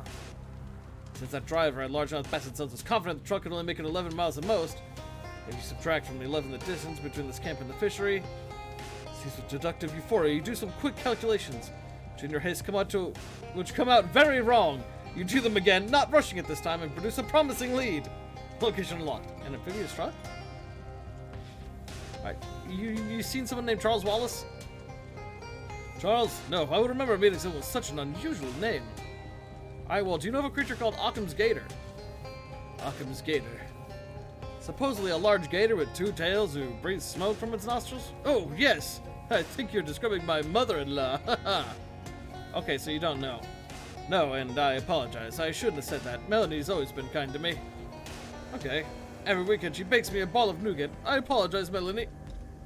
If you want to leave, the way out is more or less clear. I do want to leave. That is a good guess. If we ever meet again, it would honor me to paint your portrait. I'm an artist, so you know. I cannot paint you right away as I am in my soggy period. But if I conclude that work, or if you become soggy, well, who knows? What? Am I not soggy enough? Not for academia, no. Oh, okay. Oh my God, I just realized he's so tiny. A safe hanging in an unsafe manner from the ceiling. Let's open it. It's got a combination lock on it, and you don't know the combination. A sleeping Gator Man, unless he's lying about being asleep. Okay. Don't let him lie. Get him. Let's see. Okay, if you say so. What would you like to do as an alternative to letting this Gatorman continue sleeping? Let's search him. Reach into the water and carefully grope the Gatorman's pockets. At least you hope those are pockets. Find a scrap of paper. The Gatorman safe combination. It's the combination to a Gatorman safe. 3 numbers, too repulsive to even display here. Yo, a lot of meat in there. We don't need to kill him. He can sleep. This supposed to be the second shift. Luckily, they're all facing the other way. Ow! Dude, look at all the poison our little snaky boy's applying on him. My god, he's so good. But honestly, like, this skill alone, that's a little worrying. So he gets +3 to all of his stats every time he gets hit. Which actually makes him easier for me to kill, now that I think about it. Yeah, actually, yeah, that makes him easier to kill. Because, oh my god, he has 26 mysticality. Well, I'm going to melt his brains now. It does damage based on mysticality. And now I'm just going to give this guy a little bit of the old scoop. And now I'm just going to give this guy a little bit of the old scoop. It's just that easy. Swamp Haunch. A slab of bone and flesh from some animal too distasteful to even mention, let alone eat. Some more gator hides. Gatormen are remarkably good at building fires in a couple of inches of water. A dangling glob of revolting organic matter. Ooh, worms. This looks like the things the fucking super mutants hang up in, like, Fallout 3 and New Vegas and shit.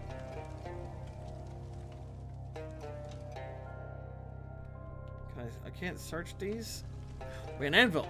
A forge, presumably for hammering on terrible gator metals. A rack of horrible looking weapons. Oh, I want to take one. You got an item, frog and fork. Deals your mysticality +5 physical damage and heals you for and heals you for 3 HP. Wow. That's actually stronger than my current weapon. Wow. But a lot of things resist physical. A terrible rusty metal fridge dangles from the ceiling of this terrible rusty metal hovel. I'm rating it. Ooh, that's good stuff. Oh my god, is this a hobo Gatorman? This Gatorman seems less aggressive than is typical for these guys. Hi there. Great human, not eat, great! Thanks. I appreciate that. You seem a bit more relaxed than the rest of the gator folk. Yes, everyone crazy! For no reason. Not belong, leave swamp. Where will you go? Dunno. Wander? Like a hobo? Hobo? What that? Basically someone who travels from place to place because they're looking for work. Or just don't have anywhere specific to be. Yes, hobo gator! First though, need weapon, defend self. You know any hobo code? Hobo code? What that? Oh, right, you wouldn't know any yet. It's like little symbols that hobos use to leave messages for other hobos. Here, I could show you some of the basic ones. You teach them the symbols for safe cam, and cops here, and the increasingly rare and exciting pie on windowsill. Let's offer him a weapon. Oh, shit! Oh, fuck. What should we get? Dude, I have so many weapons.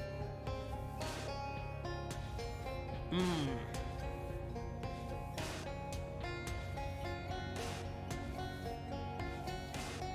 shit. Let's give him a crowbar, because we got 2 of those. Weapon weak, need power! Okay. He wants something with good base damage then, huh? We can get plenty of Fairy Star. You know, I bet he would love the Fairy Star one. This weapon weak, need power! Oh, okay. 4 power, maybe? We can give him the ice cream scoop.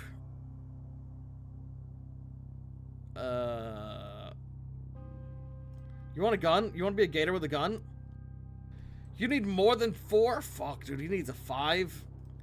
I mean, I've got that fork, but I don't want to give that up. Let's see here. I had another 5 in here. What was it? The cattle prod. Let me check what the cattle prod's weapon ability is. It's muscle and physical damage? Okay, no. Yeah, you can have that, buddy. Alright, surely 5 is enough. Where's that? Short circuiting cattle prod. Weapon weak, need power. What? Fucking hell. How strong of a weapon do you need? Okay. This is apparently where the Gatorman keep their billions upon billions of swarming bugs. Oh, okay. I feel like this is another grinding spot. I think this is just a spot where we can just fight a billion bugs if need be. And I mean, look at this. Between this and my clone and Alphonse here, there's nothing that can stop us. Yeah, I'm pretty sure that's just a grind spot. Alright, let's go to the Gatorman village. We'll save the amphibious truck for later. Now here's a sad sight. Old house, abandoned long ago to the swamp. Half sunk in the wet muck that passes in these parts of roads. Might have been a nice family from that house one time. Now you look at it, it's a shame. That's all. Let's go inside. Jeepers creepers, there's a bandit shot dead on the floor, right in the foyer. Must have come here looking for treasure from the look of it. He wasn't the only one. Well, the stink of death hangs heavy in this place, alright. Let's explore it. Holy gosh, sitting room is littered with bodies. 3 more bandits and the entire defensive line of the Ocean City football team. Obvious what happened. Bandits and football players got sold the same line on a buried treasure by some shifty rumor monger. Both groups came here searching for their fortune, ran into each other, and everyone got shot to pieces. Wherever that double dealer who sold him the tip is now, he better be smiling. Let's keep exploring. Oh, he's here in the kitchen. Also shot by a bandit and a linebacker, looks like. But he got him too. Poor pathetic souls. Let's keep exploring. Now the bedroom, the finish line, and here's who made it. Quarterback and the wide receiver. You figured they'd have been on the same side, but they shot each other in the back simultaneously. And there's nothing in here but a single jewelry box and a nightstand. Ain't that funny? All that death for a couple trinkets. Nothing rots a person, not greed. Yoink! Small jewelry box, which will come in handy if you need to remove some jewelry from place to place. I'm gonna weep openly and continue where I'm going. That was just such a moving story. Also, I'm gonna open this jewelry case. Wow! Just sell it, just sell it. Begin every combat shielded. Oh, that's also pretty dope. Another one of those Gatorman campsites. Maybe the ones who kidnapped Charles came this way. This campsite is similar to the previous one. A lot of Gatorman tracks and a lot of discarded trash. These Gatorman sure are slobs. You'll also find a 15/16 combination wrench labeled CW. Looks like you're on the right track at least. These guys seem pretty focused on their meal, their after-meal hygiene, and their after-hygiene rest, respectively. Alright, you little gator bats. These gates are so cute, dude. I kinda love them. Oh, they're so cute. Alphonse is sticking with us the rest of the way. I think I found my go-to companion. Alright, let's see here. This dude's brain's getting a little too big. It's kind of busting out at the seams. Let's hit this guy with, let's just do this. Alright, they're all dead. Because now he's gonna do it. Boom. Boom. Swamp mushroom. It does what? We don't know. I guess I should eat it, if I know what it does. +3 cold armor, +3 spooky armor, +1 to maximum AP. That's really good, actually. Like, really good. Hey, whoa. This seems like a good fishing spot. So hold on, guys. Whoa, I bumped my webcam. I needed to get a little closer so I can open my window a little bit. It's a little toasty in here. I want to get some more airflow going. There we go.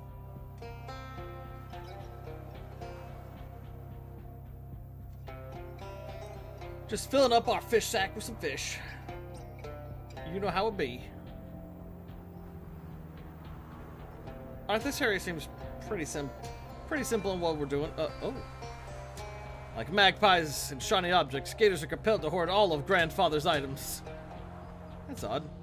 Nothing should grow in here. The Gatorman put away their rocks when they're done playing. Is this a ghost? Well, this is hardly the strangest thing you've seen over the last few days. It's definitely pretty weird. It looks like a ghostly man. Mostly, obviously, his head, but you can just barely make out his body if you squint. Reach out to touch him, but your hand passes right through. He doesn't respond to any attempt to get his attention, but instead he seems focused on something you can't see to the left of that disgusting fly-covered meat hog. After a few minutes, the novelty sort of wears off, so you get on about your business.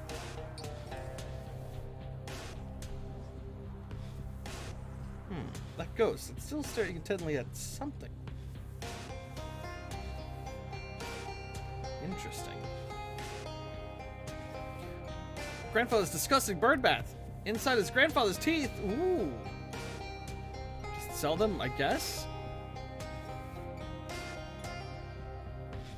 There's some meat in this pile. Okay.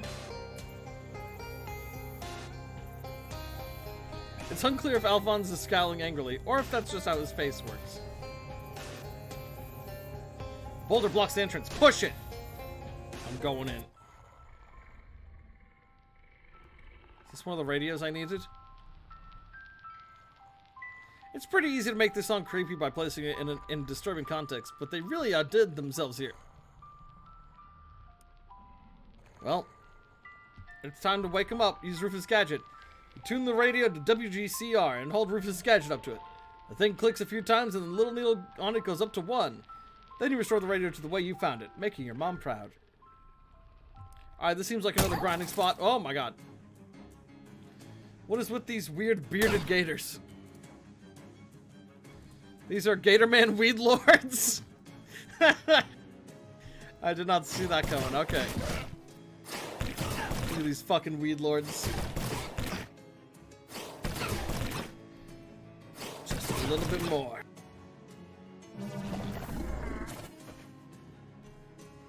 Alright. In fact, I can actually get them both on my turn. Blast this guy. He intends to summon weeds, which will whip your entire party for 8 physical damage. Oh, and Ropey Joe got stronger. Yeah, this is definitely a grinding spot, but it had a radio. Whoops, it's not too late to turn tail and run. Or I could turn their tails into dust!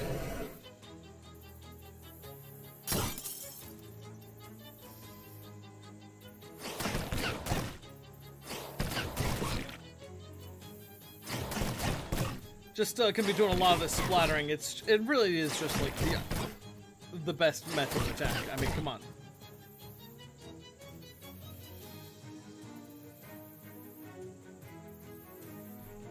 Okay, we want to do this. And then he goes, bleh. Alright, and then dealt with.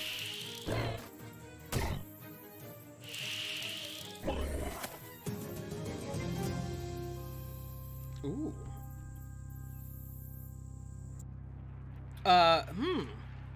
Alphonse, what's going on here? Alphonse, buddy. So what do you guys do for fun around here? Kill, eat! I mean, apart from that. Oh, yeah, okay, we already said that. The beasts are too enthralled by the strange obelisk to notice you. Fascinating. Huh. Wait, I didn't notice you. Go back. This beast prefers books to strange obelisks. Oh, fair. Alright, well, I'm pretty sure I know where to go. Okay, maybe I don't. But I have an idea.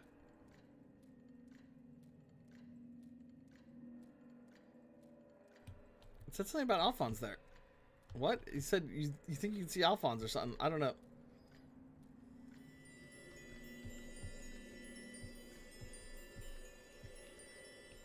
Okay. I'm gonna touch it. Oh. What?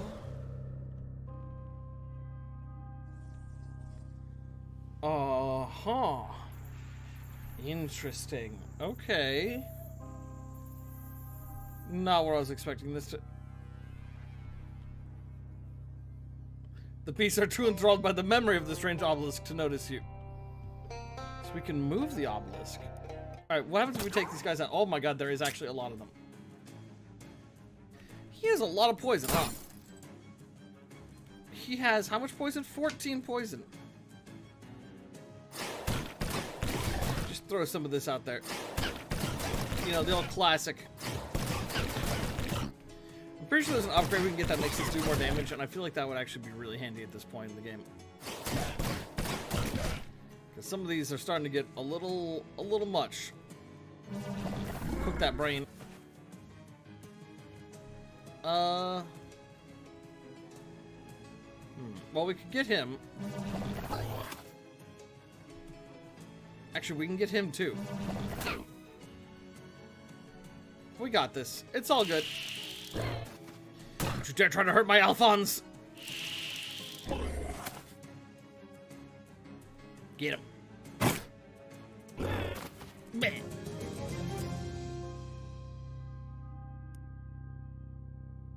Let's clear out this room. Oh! Oh! He killed Alphonse!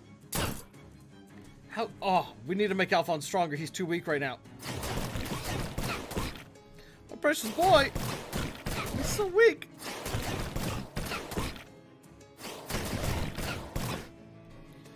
Alright, is that enough to take you out yet? Alright, one more. Melt that brain. And then we have enough for Gatorman Weed Lord? Yeah.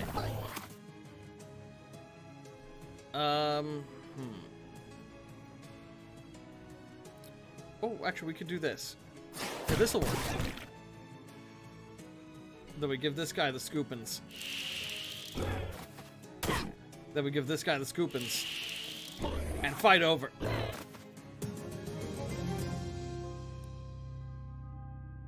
Oh, Alphonse wants to talk. Ah, get strong! Kill stupids! That doesn't include me, does it? Not yet. Alphonse muscle increases by 1. Okay. Interesting. So, I put the rift... I thought I had to do something over here, because... So, putting it up... Where does it go?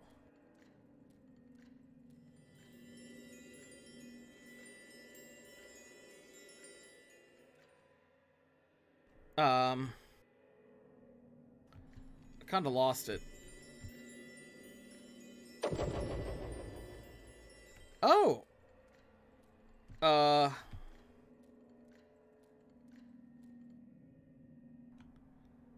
I see. Yes. Portal. Portal. This is interesting puzzle. Okay. So the portal's here, but the Gatorman's house is gone now. Wait. No? What? What the fuck? What do you do?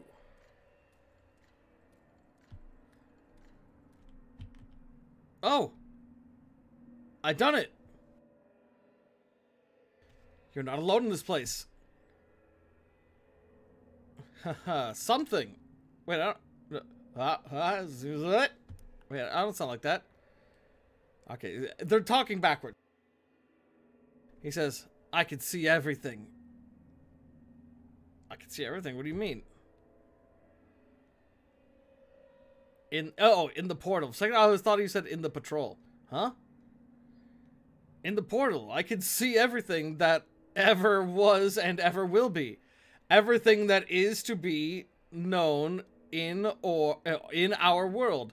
In this one and all the worlds in between. Oh. He's saying that in the portal he can see everything that ever was and ever will be. Everything. Okay. Wow. Let me take a look at that. According to the floating man, all worldly knowledge is contained in this swirling, convulsing starfield. A kind of supra-terrestrial library. Look inside. Your eyes bend to the writhing contours of the deep black and star-smeared tunnel, preparing nervously to receive the sum of all human extraterrestrial knowledge. You gain 6 XP. In the tunnel's bright center, you see a field and a cow suckling a puffin. The farmer is watching. I don't want that. Oh, I'm done? I thought I'd be able to look for more. I don't think that portal contains the sum total of all worldly knowledge. I think it's just letting you look at a farm where a cow is nursing a puffin. And there's a farmer standing nearby and watching. That's all that's happening. He blinks backwards. You're really enjoying that, huh?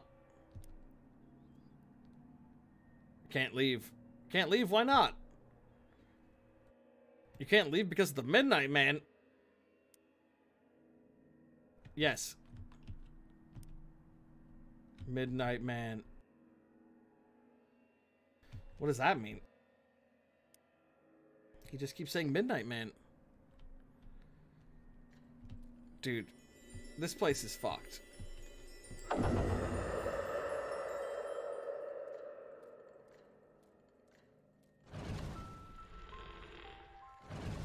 So you could use that to get in there if you didn't have the muscle, I guess. Come on, interact. So what does this do then?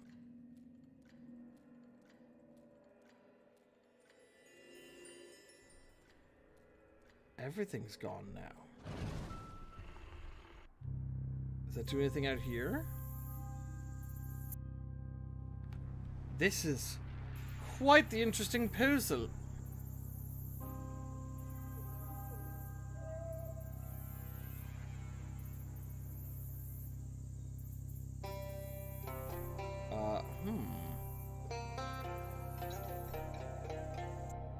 Anything in here now?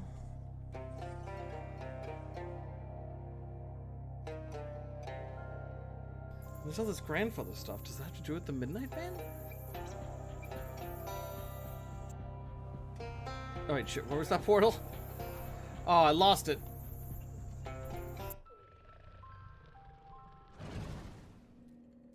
This is a very strange thing. Okay. Well, that doesn't seem to be doing much on its own there.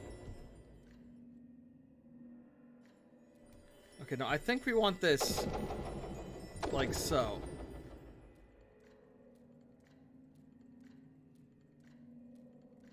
But what does this do when this is at the top?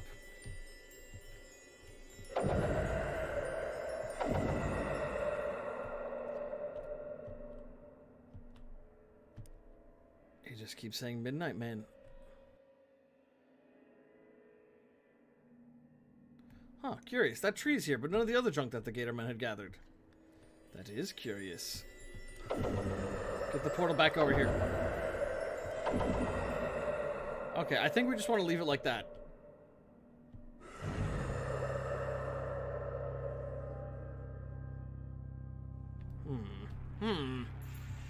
I guess we're done here for now.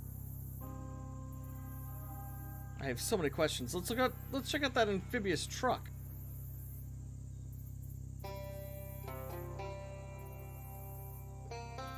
Distant frog sounds become less distant frog sounds as you find yourself very close to a lot of frogs. You know what? We got some time. Let's stop and hang out with them. They're just on the opposite side of the fucking map. Oh, look at these nice frogs.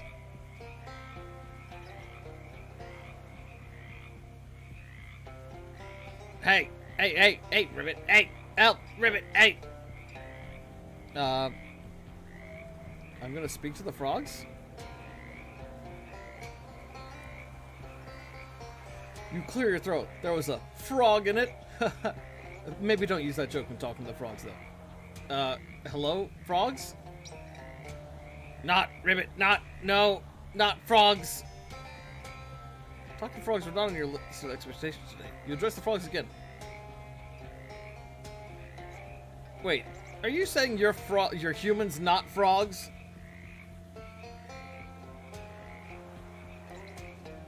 Right, Ribbit, yes, right, yes.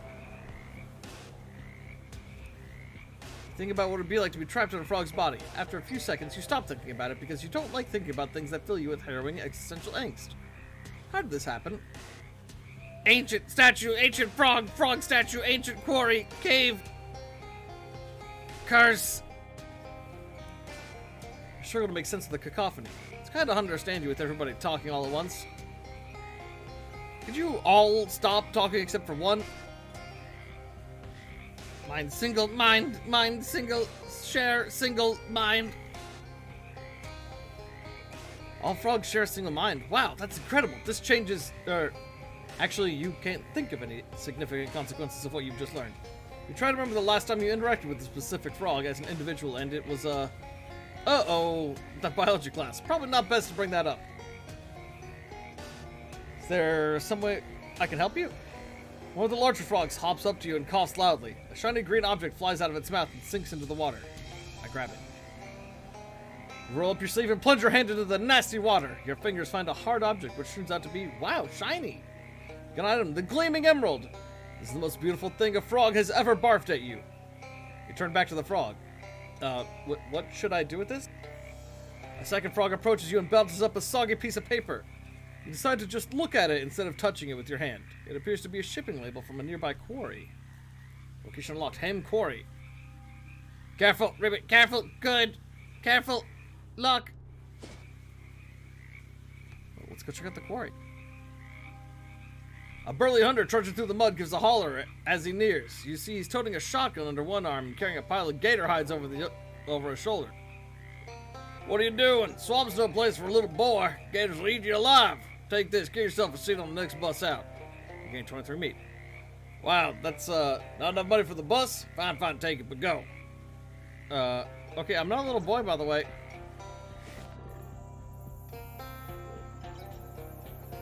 You know, I just realized I want to do something before we go here. We'll come back here. Go visit the Leathers brothers. You spot a shadow orb hovering around and decide to follow it deeper into the swamp. That might seem like a bad plan, considering the old stories about people following will-o'-the-wisps and becoming lost in the swamp forever. But a will-o'-the-wisp is a floating ball of light, and this is the opposite of that. So logically, this is actually a very good plan. Except for how it leads you right into a group of tentacly shadow monsters. That's a lot of poison. That's okay. These things have no health. Wow. Okay, they're dead. Yeah, these things are nothing. Alright. Alright, buddy, I got your fucking leather. I got the hides you need. John chuckles inappropriately. Need? Got news for you. Don't need them. You keep them. That was just a test. Want to see if I can trust you with the real work. Seems I can. Ready for some real hunting? What's real hunting? I mean, even if it was a test, I think I should get paid. Paid for a test? You're all mixed up, mate. This test is to get paid work. I'm gonna change his mind. Labor is labor, and I don't work for free. Also, you said it was paid at the start. Better not mention that you've done a lot of work for people for free this whole adventure. If Jessica ever asks for rent, you're going to be in trouble. Really makes you think how the position of saving the world from shadows and lizards favors those with financial privilege. Alright. Stop screaming about it. Thanks. Truth is, I got no need for 5 gator hides. My ambitions are far bigger. You met Paul. You know he's mute. I'm working to build him a leather tongue. Oh, so what do you need for that? 10 gator hides. Oh, I've already got that. Get 35 XP and 20 meat. Beautiful. That's beautiful leather. And it'll make a beautiful tongue. I can look at any animal and tell you what sort of tongue its hide will make. You don't believe me, do you? Go on, name any animal. Snake. Too small. Okay. That's tongue sorted, but without something to animate it, it's just a lump of leather flesh. What I need, mate, what my brother Paul really needs is the power of speech. So this next part is going to be much easier to explain if you've ever read The Little Mermaid. I can get you a mermaid. Don't need you to hunt a mermaid, mate. What you might not know is that the fairy tale about the Little Mermaid who gives up her voice is based on a real-life story of a Gatorman merman who traded his voice for a bucket of ham.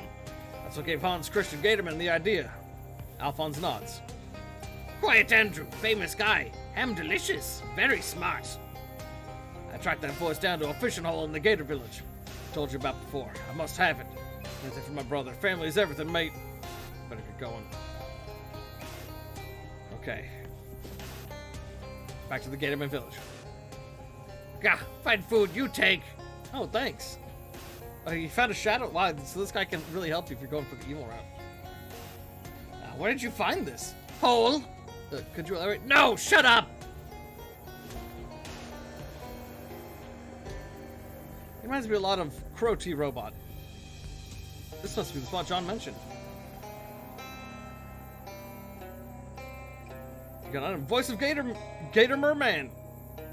Alright, back to there. Catch a whiff of burnt rubber and see a column of smoke drifting into the sky nearby. As you get closer to the site, you see a small airplane has crashed into the mud. Or perhaps splatted? Or glorped into the mud? We'll check it out later. Oh. What? Alphonse! Oh no, the Gatorman detective! You thought he was only a myth! You're Gatorman detective, I presume? Presumption accurate. Watch tone. Cashy allied. Given Gator right, protecting him. Have Gator right? I acknowledge this, but our criminal, our accomplice, our murderer. Lose Gator right. Prosecute you. What will you do with those men? Mailman dead. Suspect hunters. Have trial. Find guilty. Consume them. Could you let them go, maybe? Am unaccepting. Do justice. Liquefy them. You're gonna eat them? Drink them. Well, they did kill a mailman. What happened here? Got snatched, didn't I? It's funny. I'm calmer than I thought I'd be. That mailman slaughter's been hanging on my conscience some. I think I've been expecting the claw of Johnny Law before too long. But Paul, he was wrapped up in this. It's not fair that he should go down for it too. Give Paul the voice. Paul and John's eyes widen in anticipation as you pop the lid of the grimy jar. A wisp of breath escapes from the glass prison and wends its way through the bars of the cage, pausing in midair, then darting up Paul's nostrils. I have a good one, Nova. The Gatorman is far too baffled by this to react. Freshly animated Paul's lower tongue sets to waggling. Turn to him. Enough! Enough of obscene murder and asymmetric service to animalistic desire. Each of you practices a violence that is worse than base. It is vicious, it is corrupt, it is wrong. I call an end to all aggression, I call it now. At stake is the project of life itself. Paul, what are you saying? Then Paul Leathers says 3 words so painfully profound they reduce not just his brother, but his Gatorman captor to contrite tears. I could do that too if I wanted. Gushing genuine crocodile tears, the Gatorman detective unlocks the cage and brings both brothers into an embrace. Paul, the hunting, the killing, all of it I did to bring back your voice. In finding me a tongue, you gave away your heart. No longer can I recognize our blood in the ocean of it you have spilled. I call you brother no more. I'm gonna say nothing. I don't want to interrupt this moment. At Paul's urging, John tosses his knife into the swamp. In repudiation of violence, the Gatorman is so moved he tosses in his magnifying glass in solidarity. I'm gonna grab the items before they sink, but I'm gonna be very casual about it. Not even looking, you hook both discarded weapons on the tip of your foot and flip them into your pocket. A valuable hunting knife. Wow, it's actually really good. And magnifying glass. Detectives use it to investigate tiny crimes. Let's watch Paul take charge. Paul eloquently negotiates a resolution to the mailman murder. John will go with the Gatorman to face trial, but the death penalty will not be levied against him. This can't be goodbye, brother. I don't wish it. Know that if I see you again, it will be for the last time. I've used the last of my life to build a ladder to heaven of my own so that I may protect the dinosaurs from men like you. Good stuff, everyone. What a story, Mark. Paul Leathers. He's regained the power of speech. He's almost glowing. Hey, Paul. Seems our paths are faded across. How are things between you and your brother? He may be my blood, but I will not call him brother. Our blood is undone by all that which he has spilled in the causes of violence and vengeances. When next we meet, it will be in that azure empyrean, upon the highest rungs of our respective ladders to heaven. So, not great then. What do you do now? I bid a ladder to heaven, which as we speak grows rung by rung. When will that be done? I expect not for several weeks. Can we trade? Oh shit, he has more stuff now. Buy gator stick. Hollow gator tooth. A pickaxe, that seems like it could be handy. Powerful grits, we didn't buy that last time we were here. Yes, yes. Many things to be gotten. Well, that's another quest handled. Alright, let's see here. Alright, so let's go to the Haim Quarry. 9 mysticality. Oh man, I don't got that yet. There's a note on the door. Drive efficiently. Excess gas will be deducted from your paycheck. This guy seems a bit either. This might seem like a strange question, but do you know anything about a curse? Ribbit. Your attitude says no, but your everything else says yes.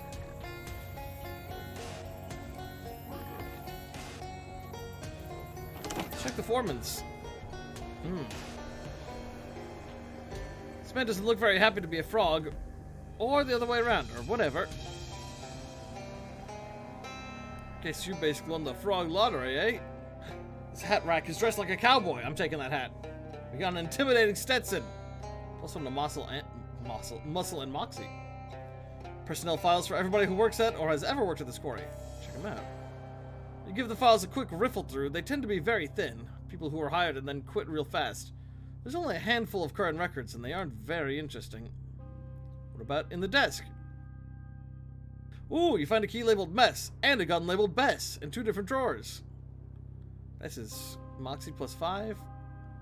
There's some papers and stuff, but none of it seems significant. A painting of a safe. Is that meant to be reverse psychology?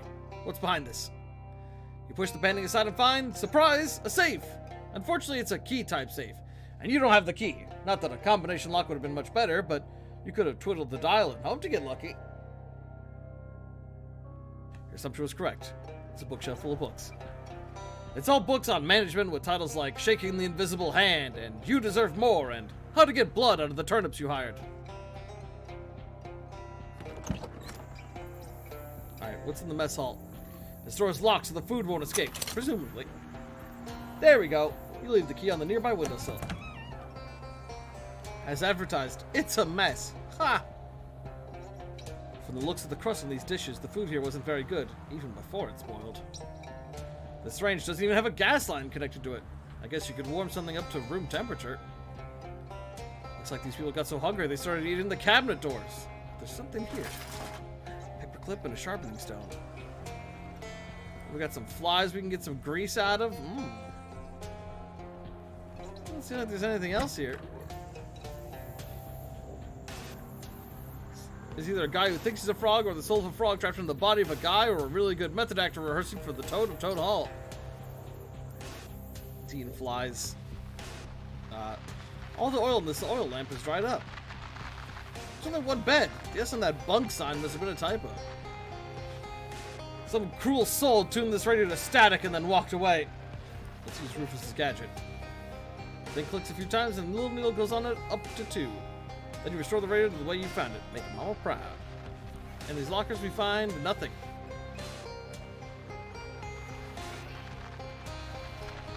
Oh. Yeah, we couldn't search the locker because they're watching us.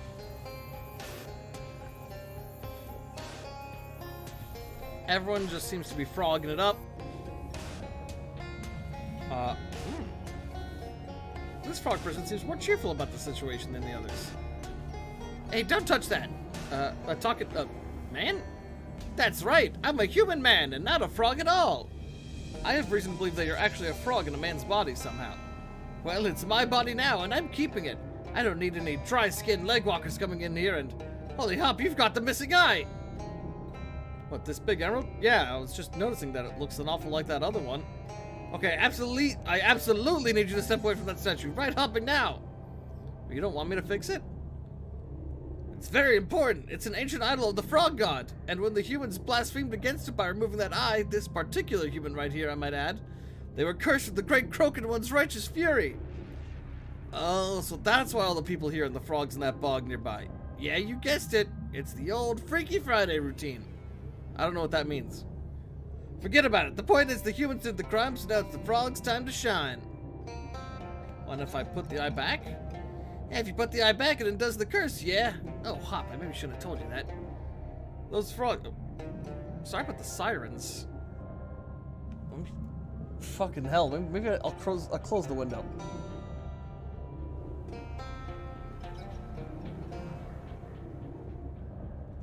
Oh, don't know if you can hear that, but there's a bunch of sirens going on outside. Don't know if the mic's picking that up. These frogs, people really want their bodies back.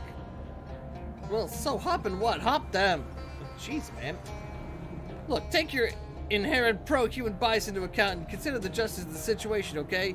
These people come rolling in here with their machines and stuff, tear up our land, spill oil and gasoline everywhere. Then they find this ancient religious icon, and the first thing they do is try to loot it. These are good people, and they got what was coming to them. Well, what should I do? I'll tell you what you do. Take the other eye out of the statue. What? I don't want to be a frog. Nah, don't worry about that. I won't curse you. What it'll do is make the original curse permanent. No takebacks, no do-overs. That's justice, tadpole. Tell you what, I'll sweeten the deal. You can keep the emeralds. Heck, I'll make a necklace for you. You like necklaces? I'm still getting used to having a neck myself. Well... I like these options. I'll think about it. Well, considering I haven't really figured out how to work these fists yet, I can't do much to stop you either way. But I'm warning you, if you put that eye back, you're gonna find yourself on the wrong side of history, pal. I see. Judging from the smell and the thick cloud of flies, that is not a place for a good time. Let's not go back there unless you really have a good reason. Alright, chat, I need to be right back, but I'm gonna think on this. Do we wanna help this frog? Do we want to help our human friends?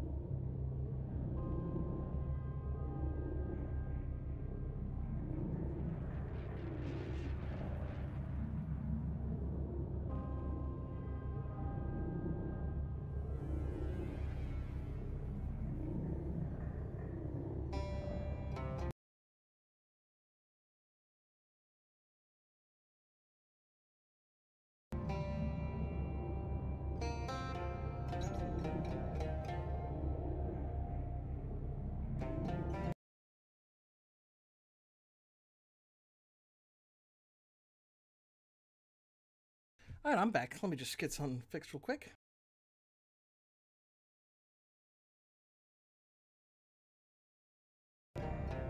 Alright, there we go. Alright, so I decided we're gonna pry off the remaining eye. These guys defied this ancient relic. Screw them! In the interest of full disclosure, I should point out that this is a one-way decision. If you mess with the idol, you won't be able to change your mind afterwards. So don't mess this up. I'm prying off the remaining eye. You give the emerald a twist and a pop it out of its socket. It flares a bright green light for a moment, then dims. Kid, you made the right decision. Come here and give me those jewels for a second. Alright.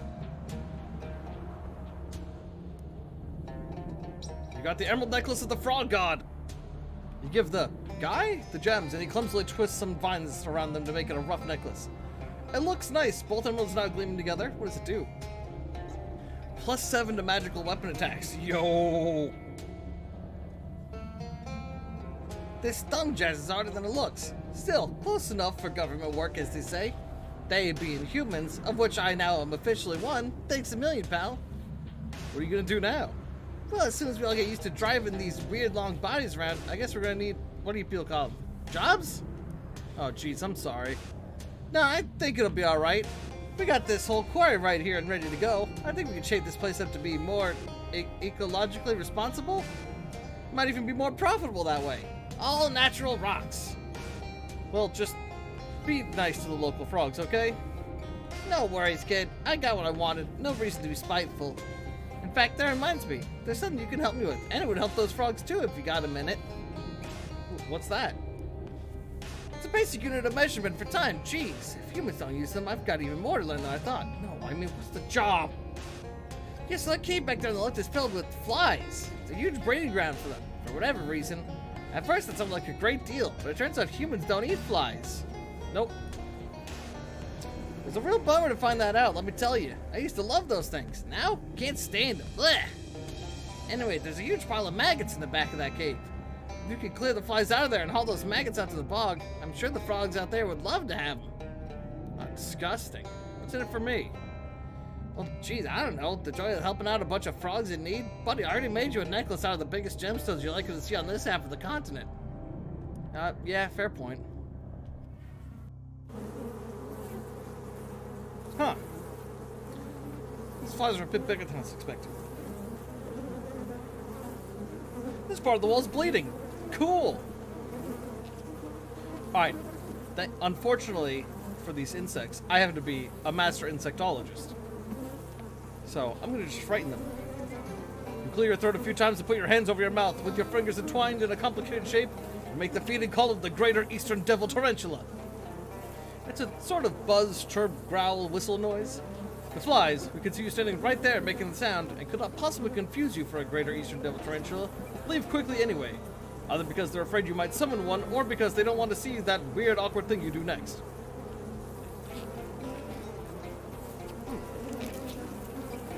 Alright, let's haul this pile. This seems like a task that's going to be either very arduous or super disgusting, and probably both. Fortunately, I never bothered to mention the large tarp that you've been carrying around in case of emergencies, so you're able to use that to gather all the maggots up into a large bundle, and deliver to the bog like the universe's worst Santa Claus. Ho, ho, ho. Deposit the huge pile of maggots in the swamp. Hey, hi, just wanted to let you all know you're all frogs permanently now. Sorry about that. I brought you some delicious maggots, though. Good luck. No, gross! No, gross! Gross! Oh, ew, awful! Jerk, why? Help, why? Well, we done good, chat. We helped him out once more. What can I say? I'm a people person. Wait a second. Does this mean we can never get into the loot? We can never get into this. No! No! It wasn't worth it. Hey, what's up? Did you ship those maggots yet? Yeah, didn't exactly get a parade for my efforts, though. Well, yeah, expecting gratitude from a frog is basically a losing proposition. Me, though, I'm learning. Check this out. Thank you very much. Alright, so what's in this hole? Oh, that just leads out. Alright, let's go to this crash. We heard of a crash site. Discover a rundown old swamp shack with several mob goons hauling crates out of it and loading them into a delivery truck. The guard points his shotgun at you with a glare. Hi, what's in the crates? Stand up and just a look at. What are you looking out for? He cocks the shotgun. People asking questions about the crates. Alright, buddy, you just asked for it. We got a hobo friend. Who the fuck is this? Mob Guitar Goomba. We have 8 freaking AP now, dude. We can do this skill even more. As if we needed to, because this is kind of broken. It's just a little broken, honestly. Like, it's not that broken. It's just, it's kind of good. We got, ooh, just some nice stuff all around. Alright, so what's this crash site about? Hello? It's a grumpy looking pilot. Seems like you got a problem here. Huh, you think? Yeah, 3 kinds of problems I got. If you don't count the headache. My plane being stuck ass down in the swamp is just the most obvious one. Anything I can help with? My name's Cashew, by the way. Rhonda Rasmussen. Hi, and yeah, if you got some time on your hands, you could pay your buns, I could use it. What happened? I'm looking to be the first to fly a plane all the way around the swamp in one go, see? Nearly made it to, but first to fly nearly all the way around the swamp won't be making any newspaper headlines. Now look at what I got. A plane half buried in the muck, chained to fuel, and even if I got those sorted out, there ain't enough runway here for me to get flying again. What's wrong with your fuel? When I landed, the fuel tank got full of swamp water, which I don't know how well versed you are in the chemistry of aircraft fuel, but not good for it? Not good for it. So I siphoned the tank dry. Figured it wouldn't be a big deal since I got a can of backup fuel. Ooh, let me guess. Full of water too? Ain't nothing so bad that it can't be a little bit worse. Ooh, can I be fixed? Well, technically, yeah. It just needs to have the water distilled out of it. I don't have anything like that kind of equipment, though. Maybe I could dig something up. That'd be great. Any basic distillation setup should do the trick. Hey, rocket science, just airplane science. That's a much slower kind of science. Here's the can. Let's see what I could do. Your plane seems real stuck. Oh, you noticed, huh? Yeah, it's sticking up out of the ground there. Right? Yep, it sure is. The way Rhonda's staring at you starts to make you a little uncomfortable. What's involved in building a runway? With enough tar and macadam, I could slap down a quick and dirty runway. Dirtier than quick, for certain, but it'd be good enough to get me out of here. And I got plenty of tar, but... Where'd you get that barrel of tar anyway? You know, that's a funny story. But anyway, I need a load of macadam to go with it. What's macadam? It's like gravel for fuss budgets. For my purposes, I need a load of rocks exactly 3 centimeters across. That isn't very many rocks. Each individual rock is 3 centimeters across, not the whole load together. Oh. I could look for some rocks that size.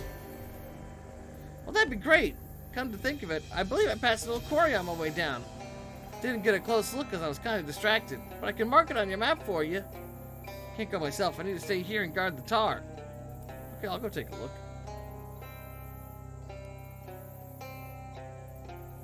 Consider all the possible ways in which you might extract this plane from its current state of diagonality. Diagonality. Oh my god. Diagonality? There we go. Diagonality. There we go. Got it. Alright, let's use some leverage. Shovel and 6 moxie. You examine the crash site carefully, walking all around it and tapping gently on this and that until you find the spot you're looking for. The perfect place to stand. Having found it, you wedge your shovel in beside the plane and deftly pry it out of the muck. Yeah, I'm pretty epic. I got your plane unstuck. I saw it. That was a hell of a trick. I gotta say, I'm duly impressed. Oh, shucks. She's still caked in mud and weeds and all, but I guess that comes with the territory in a real literal sense. Nothing a little elbow grease can't correct, plus maybe a little aircraft grease. Regular aircraft grease. You don't have anything new to report to Rhonda, so you both just stare at each other for a moment. Oh, what? Oh. It's a cheeky little message. To the quarry. You take a wrong turn, and instead of ending up where you wanted to be, you end up at the Monster Shack. You know it's the Monster Shack because of the big sign on it that says Monster Shack. How could I not check out the Monster Shack? You, come talk! Alphonse starts sniffing the air and goes wild-eyed with anger. Well, wilder-eyed. He back! What? Who back? I mean, whose? Abner! Worst Gatorman! Hated enemy! Wow, what do you do? Not fight! Go hide, coward! What did he do to you, though? The very fact of summoning the words causes Alphonse to vibrate with rage. Stole sunglasses! Oh my god! Cool shades! Mine! Took! Kill! Yeah, go kill him. Track, smell, walk, swim, run, find Abner, find enemy! Smell strong, closer now. Find, kill! Smell here, Abner here. Kill, destroy, cool shades! Ah, kill! It's Abner's lair. Oh my god. Abner does look pretty cool now that he's stolen my fucking 6 shades. There, Abner! Ass gator! Kill! I'm a little worried about this fight. Okay, let's see here. He's gonna do 10 stench damage to me. Oh, okay, no, we're gonna kill half of them. Got it. Let's do this. I speak in tongues. Eat butt, Alphonse. No, you eat butt.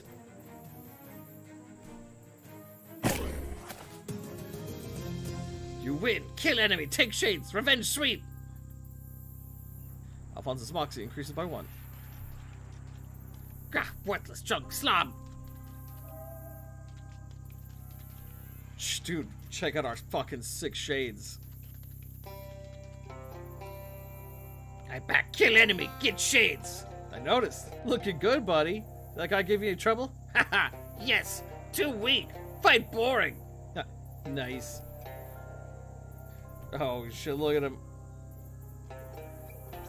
I kinda like the, you know, the eye patch look more, but the shades are pretty good. Hobo code. The code reads, these kids are alright. Well, that's pretty heartwarming. Monster Shack, no skeptics. You're not sure if this is forbidding access or describing the shack's occupants. Inside you find, not the decayed and crumbling tumble-down shack strewn with ancient records that we were perhaps expecting, but an actually maintained and fairly clean tumble-down shack strewn with 12 to 14-year-old kids. What the? Hey, what are you kids doing out here in the middle of this swamp? Why shouldn't we be? Because it's dangerous here. Yeah, but this is where the monsters are. That's why it's dangerous. Do you believe in monsters, mister? I believe the real monster is man. All 6 kids sigh and roll their eyes. Okay, yeah, I guess I deserve that. Do you believe in monsters or not? You can't join our monster squad unless you do. Yeah. Of course I do. It'd be a real feat of cognitive dissonance otherwise. You mean you've seen them? Oh, for really real? Well, yeah. Which one? Which one?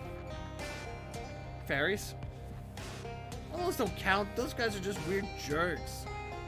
We're looking for real monsters. I don't understand what real means in this context. Since you believe in monsters, you can join our monster squad. Otherwise, we can't tell you anything because it's secret. Okay, I'll join. Great. It'll be nice to have someone who can reach the top shelf on these old bookcases we scavenged.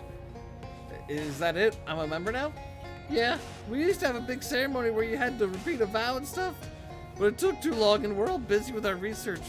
Come on in and have a look around. Oh. This shadow orb. Let's reach to that. Ooh, shadow wine. We have a cat. A little sign on the table says Boris only. This cat had better be Boris, or there's gonna be trouble. Boris hisses at you. He knows you're an outsider. Wait a second. It's a workbench covered with tools and oranges. Dozens of volumes of serial fantasy for young adults and older than average children. For instance, Well, there's the saga of Thomas, Lewis, and Morris Edwards, but oh, what's this? Muscapon's monster or the modern provolone. Elemental?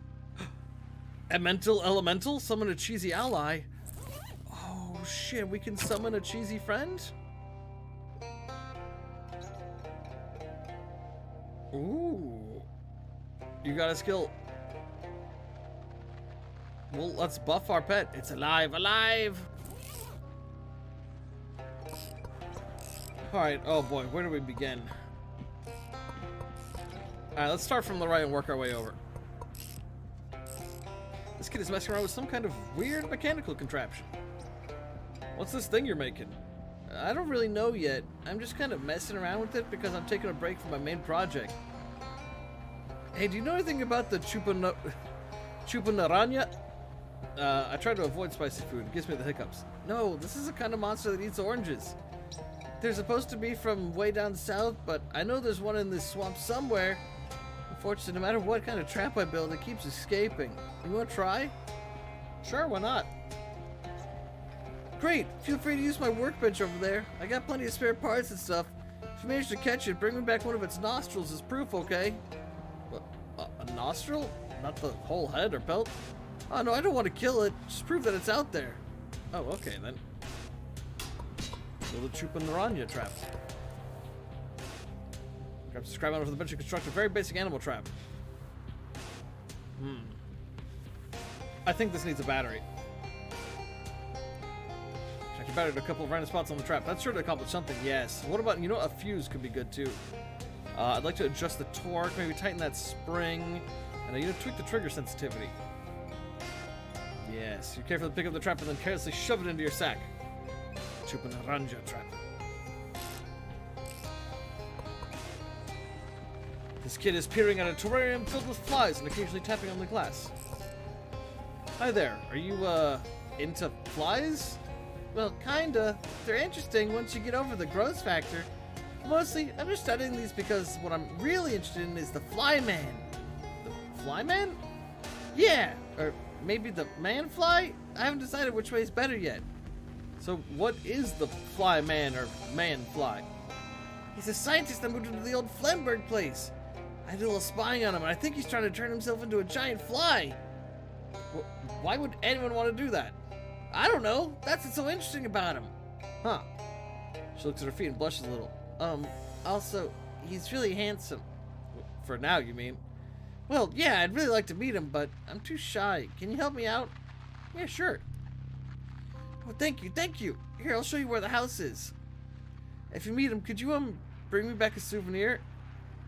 Like, what? Maybe, and she blushes. One of his chest hairs?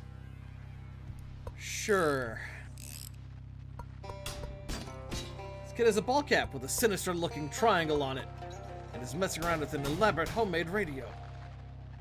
Hi there. Hi. So you're a grown-up. Can you help me with something? I'm not buying you any cigarettes. No, there's this swamp lady named Barbara Yargara. Everybody says she's just a fairy tale, but I know she's real because I've seen her hut. Right here in this swamp. But I don't know if she's the sort of swamp lady who eats kids or not. Swamp lady? Well, I don't want to call her a swamp witch or a swamp hag or stuff like that. It'd be mean to judge her that way without having even met her. Sheesh, kids these days. Alright, I'll check her out for you. Great, thanks. Here, I'll mark her hut on your sponge. Map? Anyway, bring me back a feather to prove you met her, okay? She has feathers? I mean, from one of her pet birds. The stories say she has a ton of them. How do you know it isn't just an ordinary feather I found somewhere? Well, you seem like a trustworthy person. Then why do you need me to bring proofs at all? Because that's how quests work, come on! I'm gonna ask about the radio. Wait, you did mention the radio. What's the radio for? Oh, this isn't related to Barbara Yarger or anything. I'm just trying to find a station so we can get some music in here. Reception of the swamp is terrible, though. I see. Any chance you can get WGCR on that radio? I can't seem to get any station right now, sorry. It's okay, I was just curious. What's that triangle mean? It's the Great Pyramids. One of them, anyway. Ever seen them? Only on your hat, not personally. Well, maybe you will someday. Sure, who knows? A big leather-bound tome sits on a pedestal here. What's this book? List of vampire nests? It's like 400 pages long. Lots of vampires in the swamp. If you want help, you can always go clear some of them out. Okay, so I guess this is another... another grind... There's a lot of grind spots here. Take a whiff of this! Alright, let's summon our little friend. Summons a cheese buddy to help you fight. Oh my god, look at him. It's my cheeseling. My little cheeseling. He's so precious. I love him. I love him. Unfortunately, he's not going to get to take any actions because I'm popping off, as usual. By just doing the same thing. This, I think I might need to start speeding up combat because there's no point watching combat. It's just this. Wetsuit pants. Ooh. See, that's just something we could grind. Let's make combat faster. We don't need it to be. This kid is preoccupied with repeatedly smelling 2 large test tubes. What do you got there? Perfume samples? Kinda. This one is a combination of hydrogen sulfide and methane. Common swamp gas, basically. Ew. What's the other one? Coffee. To clear the swamp gas smell out of my nose. Huh. Okay, so why? I'm researching a creature known as the smell of the wisp. I've only run into it once, but I have a good memory for smells. So I figure if I can match its smell, that particular chemical mix will tell me more about it. A smell of the what? Wisp. It's a cloud of intelligent swamp gas. Some people say it's the ghost of a dead chili cook-off judge. But I think there's probably a more scientific explanation. You're telling me you're looking for an intelligent... The girl gestures sternly at a sign over at her workbench. No fart jokes. Oh, come on! It's a smell of the wisp! No! Well, I don't know what to say then. If you're willing to help instead of making puerile goofs, I could really use a sample to analyze. Okay, I'll go find the smell of the wisps. Great, thank you. Here, take this. It should help you track the thing down. A big cone designed to make it so people who have lost their sense of smell can still tell what they've stepped in. I just smell through this? Yeah, just follow your nose. Alrighty. This kid is, well, he's eating something. Hi there. Hi. I don't mean to be rude, but what's your deal, kid? I'm a moss man. Oh. You are, huh? Okay, well, not really, but I want to be a moss man when I grow up. That's why I'm eating all this fertilizer. It's actually cornflakes. I'm just pretending. Okay, whew. Yeah, I'm not crazy. Some people say I'm crazy for believing in the moss man, though. But I know he's real. I've seen him. What's a moss man? A man made of moss? Yep, he's all fuzzy and green. It's so neat. Oh, hey, you should go see him for yourself. Then if you bring back proof he exists, people won't think I'm weird anymore. Well, they might. Sure, I'll go. Oh, I'll go out. Great, you're home back to place on your map. It's called Moss Rock Grotto. If you see him, try to bring back some moss as proof, okay? This kid is studying far more intently than you ever did at his age. What are you reading? It's about Neanderthals and other early hominids. Unfortunately, I'm not finding anything useful in here. What are you looking for? The honey ape. What now? Never heard of it? It's a very famous monster. It's a hairy primate or a primate-like creature that's smaller than a human, but with human-sized hands. Most of the legends call it big hands, but I'm pretty sure the big hands legends and the reports of honey ape sightings are referring to the same cryptid. That's interesting. I know it lives around here somewhere. I just haven't been able to find it yet. I'll help you look for it. That'd be excellent. Thank you. Here, I found some of its prints once and made a tracing. That might help you track it down. Try and get one of its fingernails as proof. How will a fingernail be proof? Because it'll be as big as a human fingernail, obviously. Okay. Holy shit. This little side quest we just stumbled upon has like 12 side quests in it. Holy fuck. So many side quests. Oh my Jesus. Holy shit, look at all the areas we just unlocked. Whew, okay. Where do we begin? Let's go let's go to the Barbara Yagara. That's odd. This patch of muddy ground has a lot of tracks in it that look like human handprints. Well, except for the fact that humans don't normally walk around on their hands. Maybe there was an acrobat convention in the middle of a swamp. Oh, what was that thing that one kid was talking about? The honey ape? Maybe there's something to that after all. Follow the tracks. Jeez, the more you look, the more of a confusing, trampled mess these tracks are. Seems like there are different sets of tracks leading in different directions. How many thumbs did he say this thing has again? On one hand? One? And 4 fingers? Follow the prints to a clearing in the middle of a small stand of trees, and to your surprise you find an animal pretty much like the honey ape the kid described. Like a somewhat larger chimpanzee. Or a very small gorilla, but with disproportionately large and human-like hands. It's sitting on the ground, casually drinking out of a beehive. It doesn't seem to have noticed you yet. Let's sneak up on it.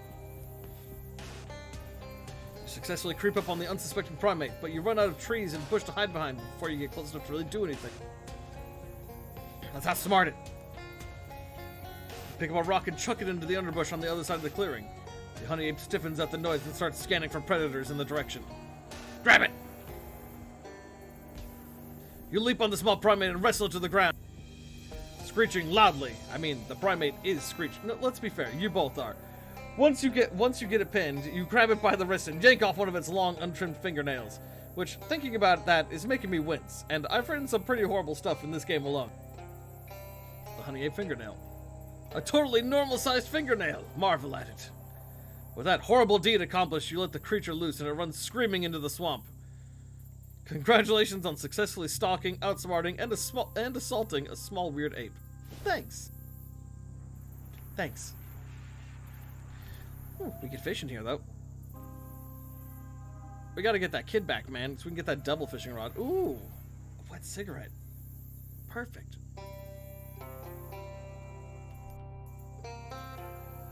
Also, guys, I'm not gonna lie, I'm getting... As I said, my sleep schedule is still pretty messed up. I'm getting pretty sleepy, so I might be wrapping up for too long. There's hobo code here! Oh, mark this down, chat. There's hobo code at the Barbara Yagara's. Oh, shit. You cautiously enter the spooky hut and discover it's actually really nice inside.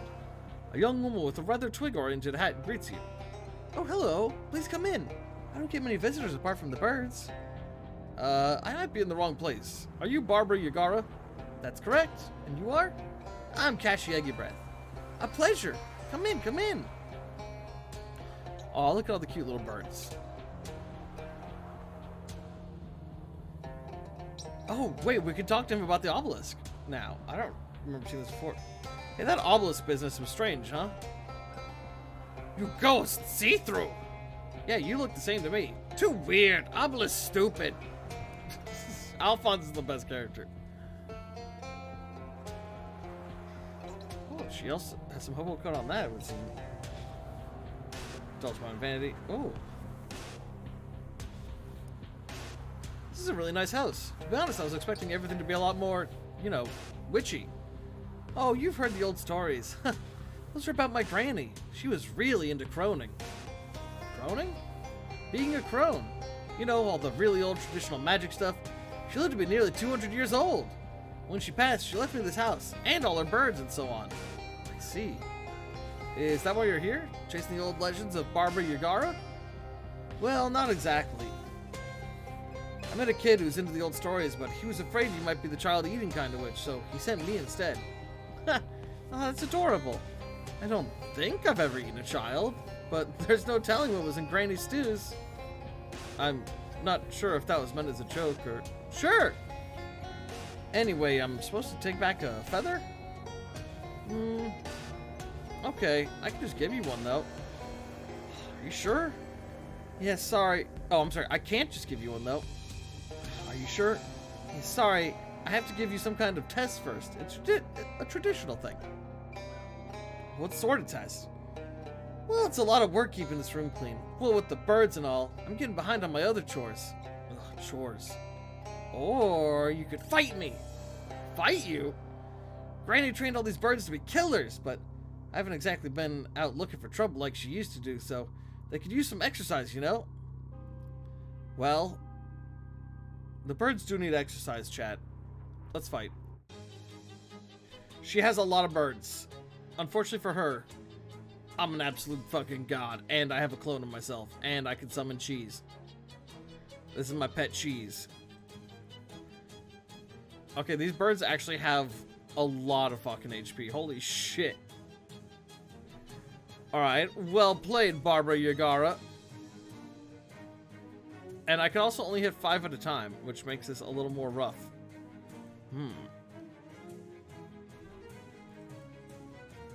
I feel like this is still the right choice. And then we just kill whichever one has the most HP, which I believe is this one right here, and just... And then it's his turn, and he also hits him with a splatter. Then we slap this one out of here. Did she get died? Why?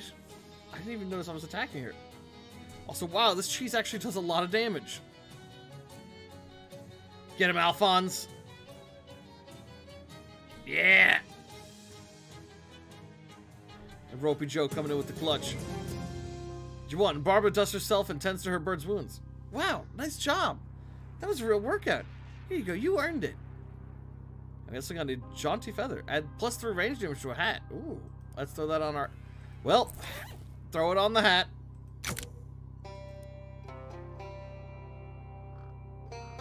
You stick the feather in your hat. Would you also like to call it macaroni? How about lasagna instead? Okay, done. Oh my god. Now my head is just called lasagna. Oh, the humor in this game always gets me. What's with the bird bath? I've never seen an indoor bird bath before. Oh, that was a gift. It's too small for my birds, though. If you like it, you can have it.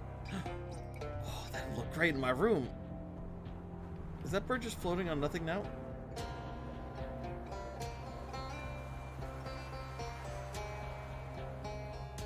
Oh, one second. One second, chat. You probably shouldn't mess with this trapdoor without Barbara's permission, and probably all her birds' permissions, too. What's with the trapdoor? Oh. Probably had to do with the chores. And this probably has to do with the chores. It's fine. It's fine. Here, let's bring this back for that kid. Wah. You're browsing your way through the swamp, taking a sniff through your nose trumpet now and then. This swamp smells terrible. I mean, a swamp is literally just standing water and rotting compost, the biome. So it's not like that's news or anything, but you wouldn't be surprised if this swamp was at least nominated for world's worst smelling swamp. Oh god in heaven, what is that? Oh, it smells like a rotten egg made with a tire fire. And the egg the tire fire laid also went rotten. Swimming through the tears, you see a patch of brown air hovering nearby. That must be the smell of the wisp that kid was looking for. Follow it at a safe distance. You follow at a safe breathing distance as the smell of the wisp bobs and weaves through the fetid marsh. It eventually comes to rest on a rotting tree stump, and you sneak up quietly behind it? Just as you're about to grab a sample, 3 Gatormen casually stand up from where they were crouched in the knee-deep water around you. Oh, jeez. Do you think it's a lovely day? The Gatorman beat the hell out of you. By the time you wake up, the smell of the wisp is long gone. You gain an effect. Bruises all over. -1 to maximum HP. Oh. It didn't work so well. Alright, I need stench armor.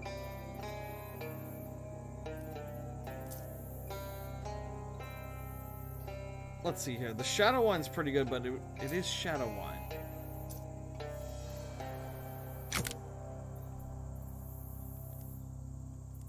Okay, so now we have some more. What's our stench armor at? 6. That's not enough. That's not enough.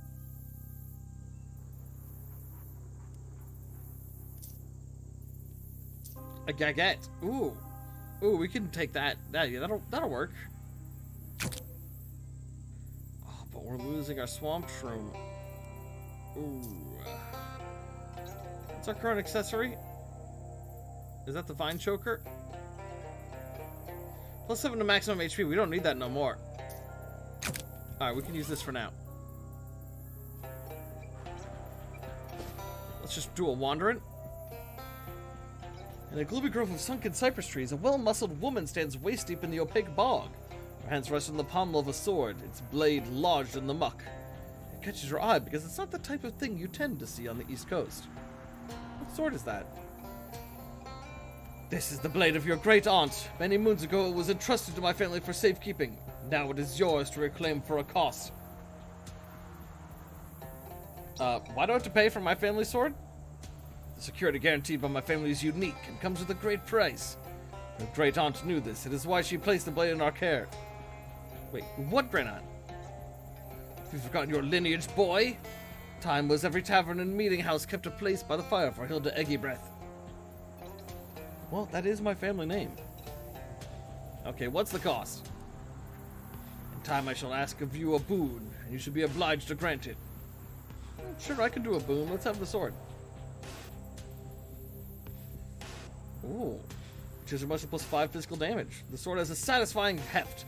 You can see why your great aunt liked it so much. But with it comes something quite unsatisfying. Something that makes you feel almost queasy and a little cursed. Got a perk swamp gas. No! This gas really grinds your gears. Perhaps that lady from the swamp will tell you soon about the boon she wants in exchange for this thing's removal. What's this? You geesed me? It's a simple magic, binding you to your oath until such time as I have need for your service. On that day, I will find you. Can't we just do the boon thing now? But she's gone. Slipped away into the dark waters of the swamp. This better be a fucking good sword. It's a great sword. Oh, okay. That's good. Let's pick your way through the muck of the swamp. You encounter one of those newfangled diagonal half boxcars. Wait a minute, there's no such thing as a diagonal half boxcar. It's just a regular boxcar half sunk into the swamp. Guys, we have so many fucking areas to search. Find food. You take. Oh, thanks. He's giving us more shadow food. Okay, come on. Oh. No, but I'm trying to get that damn event with the smell of the wisp. A flashlight cuts through the trees. The glare passes, and then you see it, poking its head out above the canopy. A telescope! Why, you fancied a telescope ever since you were a young boy. You'd press your nose to the window of the telescope shop for hours, until the proprietor would run out and threaten to tan your glutes with a tripod. And I still want a telescope. Yes, go get your telescope. No. Soon. Gah, why here? Swamp dumb. We go. What, you don't like the swamp? It's your home. Bad home. All mud. Smell gross. Well, what about your family? Alphonse stares at you incredulously. Oh, come on. Sure, this place is good for sun. Yeah, make angry. There we go. Okay, now we're running up and grabbing that stench. Okay, holding both your nose and your breath, you run up and snatch at the wisp before it can fly away, collecting a clump of air so foul it sticks to your hand. Fortunately, you've got an empty jar so you can scrape it off into. Alright, we got it. Oh, I didn't want to search again. Wait!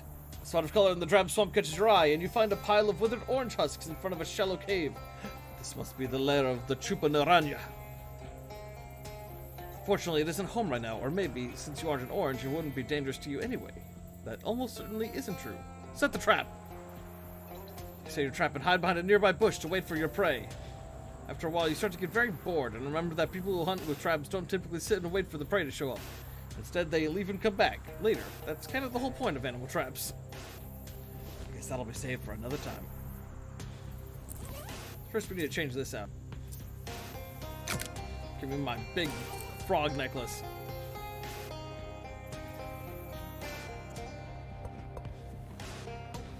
Oh, Alphonse wants to talk. Hey, human, I go. Go now. What, you're leaving me? Family near. I check. Come back. Oh, wow, you have a family? What are they like? Good. Wife, kid, other kid. Good family. Strong. Fight. Good. Can I come meet them? No. Eat you. Ah, yeah, fair. Yeah, go ahead. You walk, you swim, you walk, go home. Home now. Good house. Big chains. Very metal. Picket fence. Good home. Check family. Grah. Family fine. Family strong. Alphonse, you left your glasses? Good shrubbery. Strong.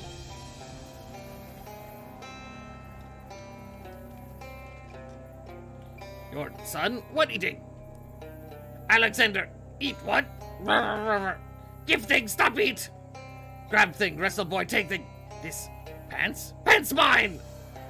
Kid, not dead, stupid, not boss! Am boss!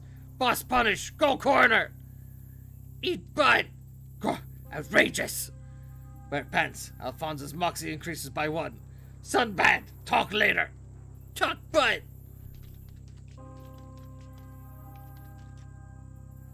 Your daughter? Freak out. Anastasia, what doing? Kill, kill, kill! Strong, fight good, good job! Kill, kill, kill, kill, kill, kill! Okay, bit much. Ah! Daughter bite, chomp ankle! Stop bite, let go! Let go! Grab head, pride jaws, free ankle. Woo! Ah! Kill, kill, kill! Strong daughter. Fridge empty? Why empty? Good hunters, always full. Your wife. Uh-oh, crazy eye. Adeline, our family. Flemmy, terrible, kids crazy, you stupid. Me stupid? You go, no food, stupid. No food? Why? You hunt, hunt good. Me hunt, watch kids, kids crazy. Make crazy. This ridiculous. What happened? What happened? You stupid, that happened. Kill. Wife attack, dodge quick. Kill, kill stupid. Jeez, what hell? Ah! Well, nice time at home. Always good to visit the family. Let's get out of here. What happened? Family strong, fight good, fight enemies, not family. Family crazy, why crazy? Let's go back and just make sure there's nothing else we can do. Your son, bad attitude. Your daughter, freak out. Your wife, uh-oh, crazy eye.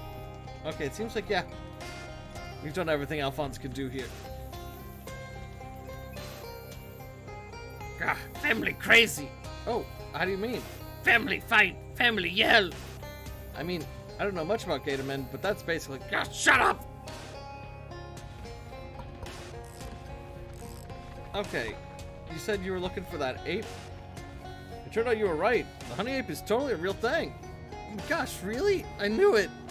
Here's your tracing back and that fingernail you wanted. Wow, huh? Something wrong?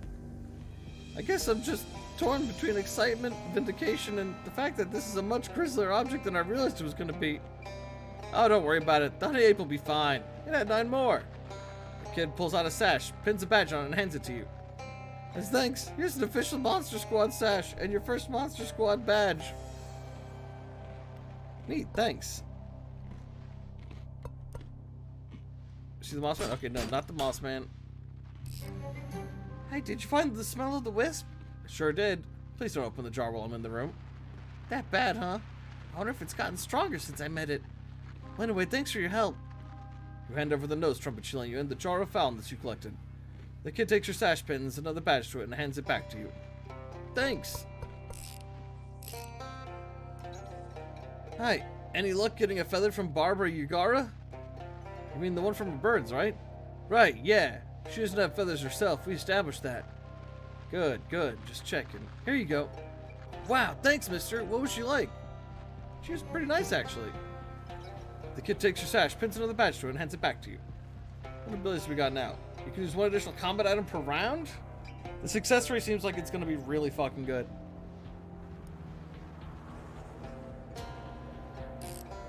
Alright, we've made pretty good progress. I think this is a nice stopping spot.